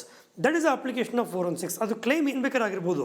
ಯಾವುದೋ ಒಂದು ಜಾಗದಲ್ಲಿ ಒಂದು ಕೆಂಪು ಬಣ್ಣದ ಒಂದು ಲಿಕ್ವಿಡ್ ಸಿಕ್ಕತ್ತೆ ಅಂತ ಇರುತ್ತೆ, ನರೇಟಿವ್ ಹೇಳುತ್ತೆ ಅವರು ಅದು ಬ್ಲಡ್ ಇರಬೇಕಿದೆ ಮೇಡಮ್ ಅಂತ, ಯಾರೋ ಬಂದು ಹೊಡೆದ್ಬಿಟ್ಟು ಹೋಗ್ಬಿಟ್ರು, ಅದಕ್ಕೆ ಬ್ಲಡ್ ಇರಬೇಕು ಅಂತ. ಕ್ವಶನ್ ಅರೈಸಸ್, ಅದು ಬ್ಲಡ್ಡಾ ಅಥವಾ ಕೆಂಪು ಬಣ್ಣದ ಯಾವುದೋ ಒಂದು ಲಿಕ್ವಿಡಾ ಅಂತ. ಅದಕ್ಕೆ ಫೋರೆನ್ಸಿಕ್ ಕಳಿಸ್ಕೊಡ್ತಾರೆ. ಫೋರೆನ್ಸಿಕ್ ಹೇಳುತ್ತೆ ಅದು ಬ್ಲಡ್ಡು ಅಂದ್ಬಿಡು ಅಂತ. ಮುಂದಿನ ಪ್ರಶ್ನೆ ಉಟ್ಕೊಳ್ಳುತ್ತೆ, ಅದು ಬ್ಲಡ್ ಆಗಿದ್ದ ಪಕ್ಷದಲ್ಲಿ ಅದು ಯಾರ ಬ್ಲಡ್ಡು ಅಂತ, ಅಥವಾ ಮನುಷ್ಯರ ಬ್ಲಡ್ಡಾ ಅಥವಾ ಪ್ರಾಣಿ ಬ್ಲಡ್ ಅಂತ ಎರಡೇ ಪ್ರಶ್ನೆ ಬರುತ್ತೆ. ಮತ್ತೆ ಅದು ಮನುಷ್ಯದೇ ಬ್ಲಡ್ ಅಂತ ಹೇಳಿದ್ಮೇಲೆ ಯಾರ ಬ್ಲಡ್ ಅದು ಅಂತ ನೆಕ್ಸ್ಟ್ ಪ್ರಶ್ನೆ ಬರುತ್ತೆ. ಸೊ ಪ್ರತಿಯೊಂದು ಹಂತದಲ್ಲಿ ಒಬ್ಬ ಇನ್ವೆಸ್ಟಿಗೇಷನ್ ಆಫೀಸರ್ ಆಗಿದ್ಕೊಂಡು ಯಾವ ಒಂದು ಪ್ರಶ್ನೆ ಇಟ್ಟು ಒಂದು ಫೋರೆನ್ಸಿಕ್ ಟೀಮ್ನ ಅಪ್ರೋಚ್ ಮಾಡ್ತಾರೆ, ಆ ಪ್ರಶ್ನೆನ ಸ್ಪೆಸಿಫಿಕ್ಕಾಗಿ ಆನ್ಸರ್ ಮಾಡೋಂಥ ಒಂದು ಪ್ರಕ್ರಿಯೆ ಬಂದು ಫೋರೆನ್ಸಿಕ್ಸ್ ಅಂತ. ಈ ಒಂದು ಪ್ರಕರಣದಲ್ಲಿ ನರೇಟಿವ್ ಸಾಕಷ್ಟಿದೆ. ವಿಸಿಲ್ ಬ್ಲೋವರ್ ಬಂದಿದ್ದಾರೆ, ಏನೋ ಒಂದು ನರೇಟಿವ್ ಇಟ್ಕೊಂಡು ಆ ನರೇಟಿವ್ ತೊಗೊಂಬಂದಿರೋದನ್ನ ನಿಜನ ಸುಳ್ಳ ಅಂತ ಪತ್ತೆ ಹಚ್ಚಲಿಕ್ಕೆ ಅವರಿಗೆ ಪಾಲಿಗ್ರಾಫ್ ಟೆಸ್ಟ್ ಮಾಡೋದಕ್ಕೆ ಪ್ರಾವಿಷನ್ ಇದೆ. ನಮ್ಮ ಇನ್ನೊಬ್ರು ಗೆಸ್ಟ್ ಹೇಳ್ತಿದ್ರು, ಅದು Selvi versus state of Karnataka ಅದರಲ್ಲಿ ಬ್ಯಾನ್ ಆಗಿದೆ ಅಂದ್ಬಿಟ್ಟು ಅಂತ. Sir, for your kind information, ಅದನ್ನು ಎವಿಡೆನ್ಷಿಯಲಿ ವ್ಯಾಲ್ಯೂ ಆಗಿ ಬಳಸ್ಲಿಕ್ಕೆ ಬರೋದಿಲ್ಲ. ಆದರೆ ಪಾಲಿಗ್ರಾಫ್ ಟೆಸ್ಟ್ ಅಂದರೆ ಲೈ ಡಿಟೆಕ್ಷನ್ ಟೆಸ್ಟಿನ ಒಂದು ಪಾಲಿಗ್ರಾಫ್ ಪ್ರೊಸೀಜರ್ ಏನಿದೆ, that is A good investigation tool. ಅದು ಅವರು ಹೇಳ್ತಿರೋ ಒಂದು ವಿಚಾರ ನಿಜಾನ ಸುಳ್ಳ ಅಂತ ತಿಳ್ಕೊಂಡು, ಅಥವಾ ಅವ್ರು ಯಾವುದೋ ಒಂದು ಪ್ರೆಷರ್ಗೆ ಒಳಗೊಂಡು ಈ ವಿಚಾರ ತೊಗೊಂಬರ್ತೀಯಾರಾ ಅಥವಾ ನಿಜವಾಗ್ಲೂ ಅವ್ರು ಈ ಕೆಲಸ ಮಾಡಿದಾರಾ, ಅದೆಷ್ಟೋ ಒಂದು ಪ್ರಶ್ನೆಗಳು ಹುಡ್ತಾ ಹೋಗುತ್ತೆ. ಅದನ್ನು ಪಾಲಿಗ್ರಾಫ್ ಟೆಸ್ಟ್ ಮುಖಾಂತರ ಅಸರ್ಟೈನ್ ಮಾಡಿಕೊಂಡು then to proceed with the other narratives will be a very good option. I also understand polygraph results are not evidentiary, but it's a good investigation tool. ಈ ಲೆಕ್ಕದಲ್ಲಿ ನರೇಟಿವ್ಸ್ನ ನಾವು ಫಿಲ್ಟರ್ ಮಾಡಿಕೊಂಡು ಯಾವ ಒಂದು ಡೈರೆಕ್ಷನಲ್ಲಿ ಹೋಗಬೇಕಿದೆ ಅಂತ ಬಹುಶಃ ಒಬ್ಬ ರೆಸ್ಪಾನ್ಸಿಬಲ್ ಪೊಲೀಸ್ ಆಫೀಸರ್ ಆಗಿರ್ಬೋದು with the help of forensic tools ಆಗಿರ್ಬೋದು ಮುಂದೆ ಹೋಗ್ಬೋದಿದೆ ಮೇಡಮ್. ಒಂದು ಪ್ರಶ್ನೆ ಅವರಿಗೆ, ಈಗ ವಿಸಿಲ್ ಬ್ಲೋವರ್ನ ಪಾಲಿಗ್ರಾಫ್ ಟೆಸ್ಟು ಅವ್ನು ಯಾರ್ಯಾರು ಹೆಸರು ಹೇಳಿದನ್ನ ಅವ್ರನ್ನ ಕರೆದು ಪಾಲಿಗ್ರಾಫ್ ಟೆಸ್ಟ್ಗೆ ಬಿಡಿ, ಅದು ಯಾಕೆ ಮಾಡ್ತಾ ಇಲ್ಲ? Why not? Who is objecting? Let them do, let the police. Objection ಇದೆಯಾ? ಯಾರ್ಯಾರು ಹೆಸರು ಹೇಳಿದಾರೆ ಪಾಲಿಗ್ರಾಫ್ ಟೆಸ್ಟ್ ಬಿಡಿ, ಅದು ಯಾಕೆ ಇದುವರೆಗೆ ಮಾಡಿಲ್ಲ? ಅಲ್ಲ, ಹಿಂದಿನ ಪ್ರಕರಣದಲ್ಲಿ ಒಂದ್ಸತಿ ಆಗಿದೆ ಆಲ್ರೆಡಿ, ಬಟ್ ಆರೋಪಿದಾಗಿರ್ಲಿಲ್ಲ. ಪಾಲಿಗ್ರಾಫ್ ಟೆಸ್ಟ್ ಮಾಡ್ಲಿಕ್ಕೆ ಎಲ್ಲಾ ರೀತಿಯ ವೈಜ್ಞಾನಿಕ ಪರಿಶೀಲನೆಗೆ ನಾನು ಒಳಪಡ್ತೇನೆ ಅಂತ ಹೇಳಿ ಆ ವ್ಯಕ್ತಿಯೇ ಹೇಳ್ಕೊಂಡಿದ್ದಾನೆ, ಆ ವ್ಯಕ್ತಿಯೇ ಕಂಪ್ಲೇಂಟ್ ಅಲ್ಲಿ ಬರ್ಕೊಂಡಿದ್ದಾನೆ ಬಾಲನ್ ಅವರೇ. ಹಂಗೆ ಮಾಡ್ಲಿ ಬಿಡಿ, ನಿಮ್ಗೆ ಯಾಕೆ ಮಾಡ್ಬಾರ್ದಂತೀರಿ ನೀವು? ನಿಮ್ಗೇನು ಪ್ರಾಬ್ಲಮ್ ಇದೆ? ನಿಮ್ಗೇನು ಸಮಸ್ಯೆ? ನಿಮ್ಮ ಹೆಸರು ಬರುತ್ತಾ ಈ ಟೀಮಲ್ಲಿ? ನೀವಿದ್ದೀರಾ? ಇಲ್ಲ ತಾನೆ? ನೀವು ಯಾಕೆ ಹೇಳ್ಕೊತೀರಿ? ಮೊನ್ನೆಯಿಂದ ನಾನು ನೋಡ್ತಾ ಇದ್ದೀನಿ ನೀವು ನರೇಟಿವ್ ಕ್ರಿಯೇಟ್ ಮಾಡ್ತಾ ಇದ್ದೀರಿ. ಅವ್ರು ಪಾಲಿಗ್ರಾಫ್ ಯಾಕೆ ಟೆಸ್ಟ್ ಮಾಡಬೇಕು, ಅವ್ರು ನಾರ್ಕೋ ಟೆಸ್ಟ್ ಯಾಕೆ ಮಾಡಬೇಕು ಅಂತಿದ್ರಿ? ಯಾಕೆ ಇದರಲ್ಲಿ ಯಾರು clean? I have to come clean. ನೀವೇ ಹೇಳಿ, I am willing to go for polygraph test ಅಂತ ನೋಡಿ. ಅದು ಅಧಿಕಾರಿಗಳಿಗೆ ಬಿಡ್ರಿ, ಅದು ಅಧಿಕಾರಿಗಳಿಗೆ ಬಿಡಿ.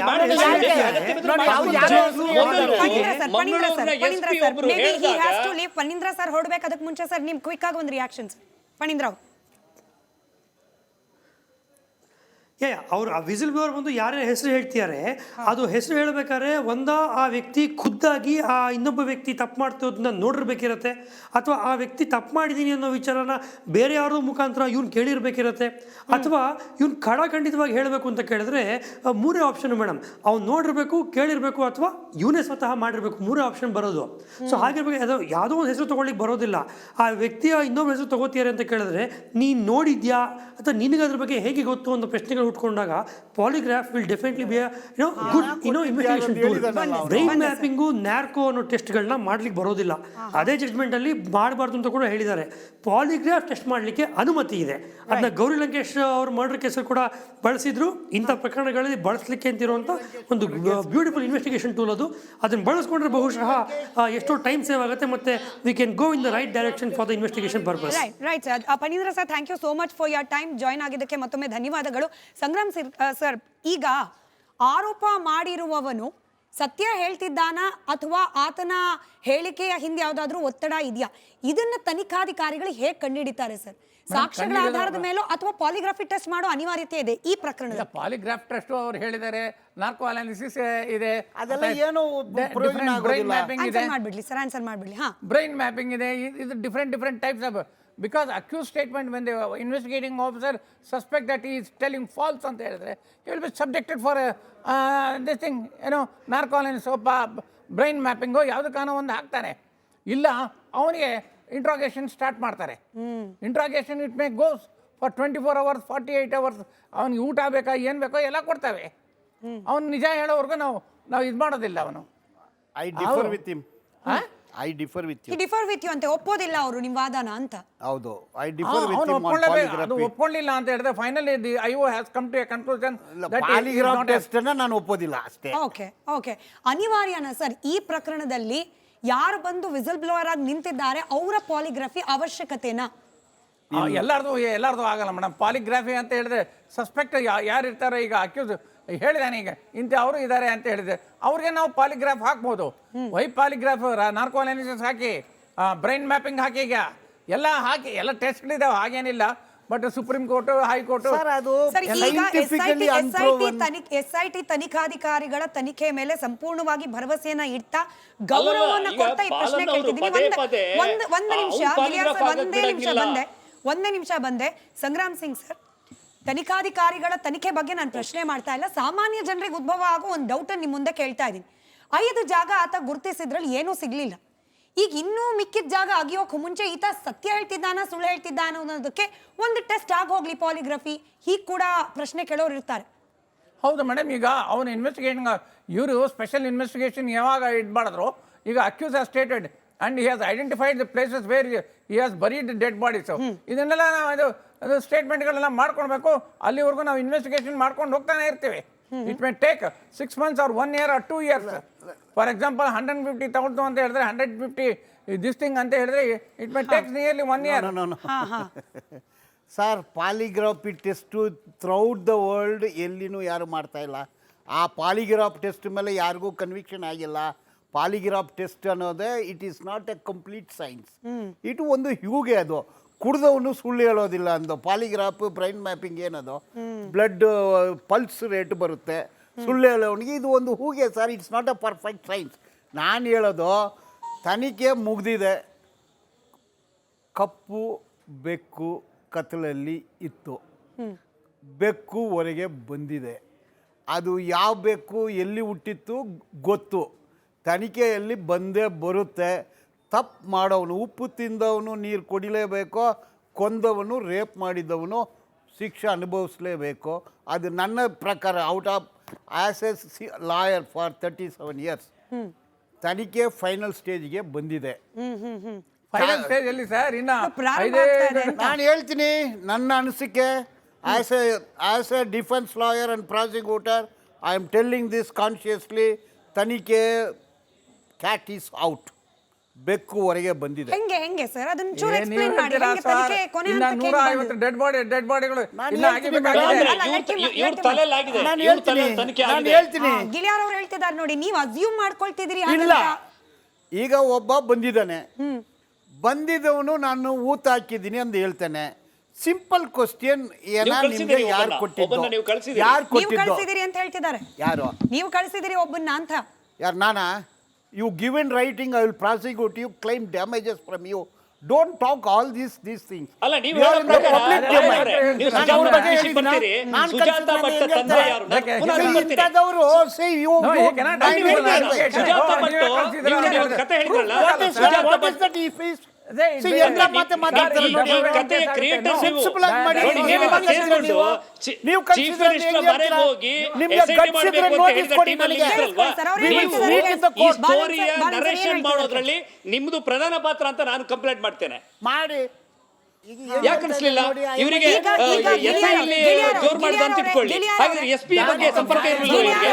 ಒಂದ್ ಸೆಕೆಂಡ್ ಸರ್, ಎಲ್ಲರೂ ಒಟ್ಟಿಗೆ ಮಾತಾಡಿದ್ರೆ, kind request Balan sir, Sangram sir, ಎಲ್ಲರೂ ಒಟ್ಟಿಗೆ ಮಾತನಾಡಿದ್ರೆ ಅವ್ರು ಆಚೆಯಿಂದ ಕನೆಕ್ಟೆಡ್ ಇದ್ದಾರೆ, ನಮಗೆ ವೀಕ್ಷಕರಿಗೆ ಸರಿಯಾಗಿ ಧ್ವನಿ ತಲುಪಲ್ಲ. ಬಹಳ ಸೂಕ್ಷ್ಮವಾದ ವಿಚಾರ. ಹಾಗಾಗಿ ಒಬ್ಬರಾದ್ಮೇಲೆ ಒಬ್ರು ಮಾತಾಡೋಣ. ಗಿಳಿಯಾರ್ ಅವರೇ ನೇರವಾದ ಪ್ರಶ್ನೆ. ಒಬ್ಬ ಬಂದು ನಾನು ನನ್ನ ಕೈಯಲ್ಲಿ ಇಂಥದ್ದೆಲ್ಲ ಮಾಡಿಸಿದ್ದಾರೆ, ಅದನ್ನ ಈಗ ಸಮಾಜದ ಮುಂದೆ ಆಚೆ ಇಡಬೇಕು ಅಂತಿದ್ದೇನೆ ಅಂತಂದ್ರೆ why can't we take on face? ಅವ್ರು ಹೇಳ್ತಿರೋದನ್ನ ಯಾವ ರೀತಿ ಹೇಳ್ತಿದ್ದಾರೆ ಅಷ್ಟನ್ನೇ ಪರಿಗಣಿಸಿ ತನಿಖೆಗೆ ನಾವು ಯಾಕೆ ಅವಕಾಶ ಮಾಡ್ಕೊಡ್ಬಾರ್ದು?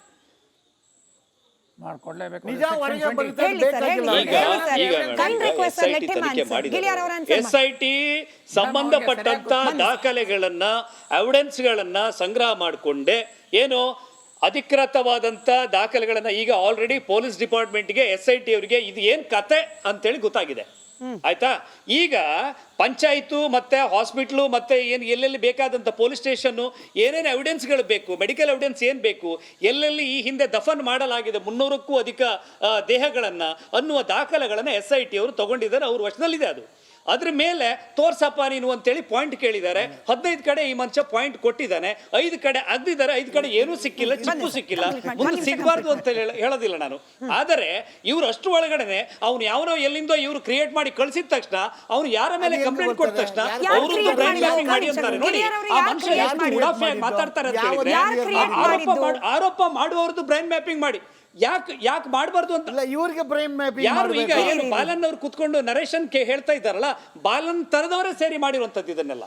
ಅರೆ ಅಲ್ಲಲ್ಲ, ಈಗ ಮಾತನಾಡುವ ಹಕ್ಕು ತಮಗೂ ಇದೆ, ಅವ್ರಿಗೂ ಇದೆ, ನನಗೂ ಇದೆ, ಕೇಳಿಸ್ಕೊಳ್ತಿರೋ ವೀಕ್ಷಕರಿಗೂ ಇದೆ. 1 second sir, 30 second Balan sir, kind request, all the respect, 30 second ನೇರವಾದ ಪ್ರಶ್ನೆ. ಗಿಳಿಯಾರ್ ಅವರೇ, ನಾನು ನಿಮಗೆ ಪ್ರಶ್ನೆ ಕೇಳ್ತಿದ್ದೀನಿ. ಗಿಳಿಯಾರ್ ಅವರೇ, ಬಾಲನ್ ಅವ್ರದ್ದು ನರೇಶನ್ನು ಕಟ್ಟುಕತೆ ಅನ್ನೋದಾದ್ರೆ ಗಿಳಿಯಾರ್ ಅವ್ರದ್ದು ಕಟ್ಟುಕತೆ ಅಲ್ಲ ಅಂತ ಹೇಳಿ ಯಾಕೆ ನಂಬೇಕಪ್ಪ? ಅವರು ಸಾಕ್ಷಾತ್ ದೇವ, ಅದು ಆಕಾಶದಿಂದ ಹುಟ್ಟಿದ್ದಾರೆ ಹೇಳಿ ಅವರು. ಸರ್ ಪ್ಲೀಸ್ ಅವ್ರು ಹೇಳಿ ಈಗ ಉತ್ತರ ನಾನು ಕೊಡಿ. ಹೇಳ್ತೀನಿ, ಆಕಾಶದಿಂದ ಈಗ ಬಂದಿದ್ದಾರೆ ಅವರು. ದೂರುದಾರ ವ್ಯಕ್ತಿ ಅವನೇ ಕೊಟ್ಟಿರುವಂತ ಕನ್ಫೆಷನ್ ಸ್ಟೇಟ್ಮೆಂಟ್ ಅಲ್ಲಿ ಪಾಪ ಪ್ರಜ್ಞೆಯ ಪೀಡಿತನಾದಂತ ವ್ಯಕ್ತಿ ಹೇಳ್ಕೊಂಡಿದ್ದಾನೆ, ನನ್ನನ್ನು ಯಾವುದೇ ರೀತಿಯ ವೈಜ್ಞಾನಿಕ ತನಿಖೆಗೆ ಒಳಪಡಿಸಬಹುದು, ಪಾಲಿಗ್ರಾಫ್ ಮಾಡಿ, ಬ್ರೈನ್ ಮ್ಯಾಪಿಂಗ್ ಮಾಡಿ, ನಾರ್ಕೋ ಅನಾಲಿಸಿಸ್ ಮಾಡಿ ನಾನು ರೆಡಿ ಇದ್ದೀನಿ ಅಂತ ಹೇಳಿದ್ದಾನೆ.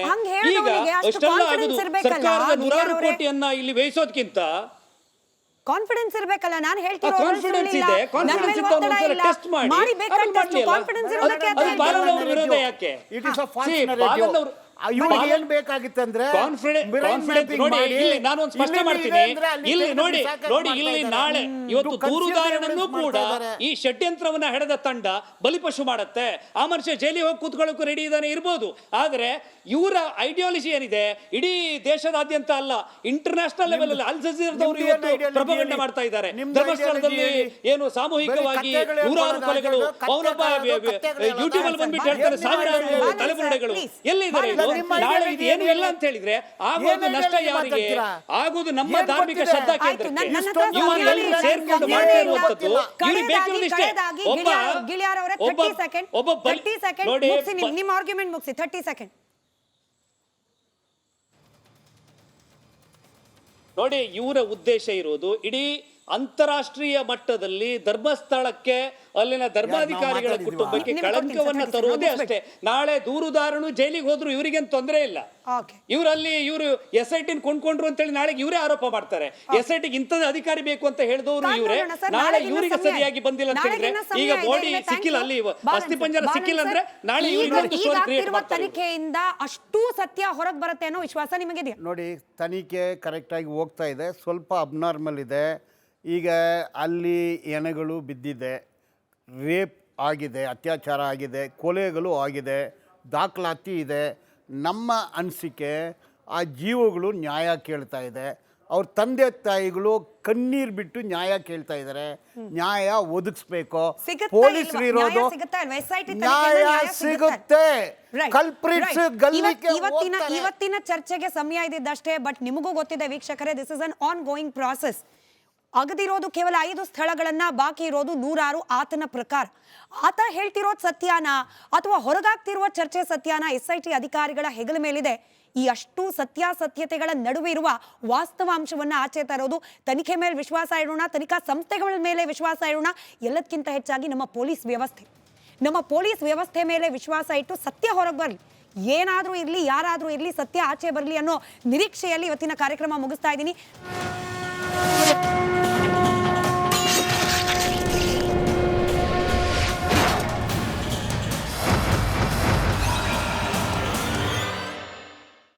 ಚಹಾದ ಸ್ವೀಟ್ ಟೇಸ್ಟ್ MDHT+ ನಿಂದಲೇ ಬರುತ್ತೆ. ಗಂಟು ಕಟ್ಟಿಕೋ. ಲವಂಗ, ಹಸಿರು ಏಲಕ್ಕಿಯಿಂದ ತುಂಬಿದ MDHT+ ಮಸಾಲೆ. MDH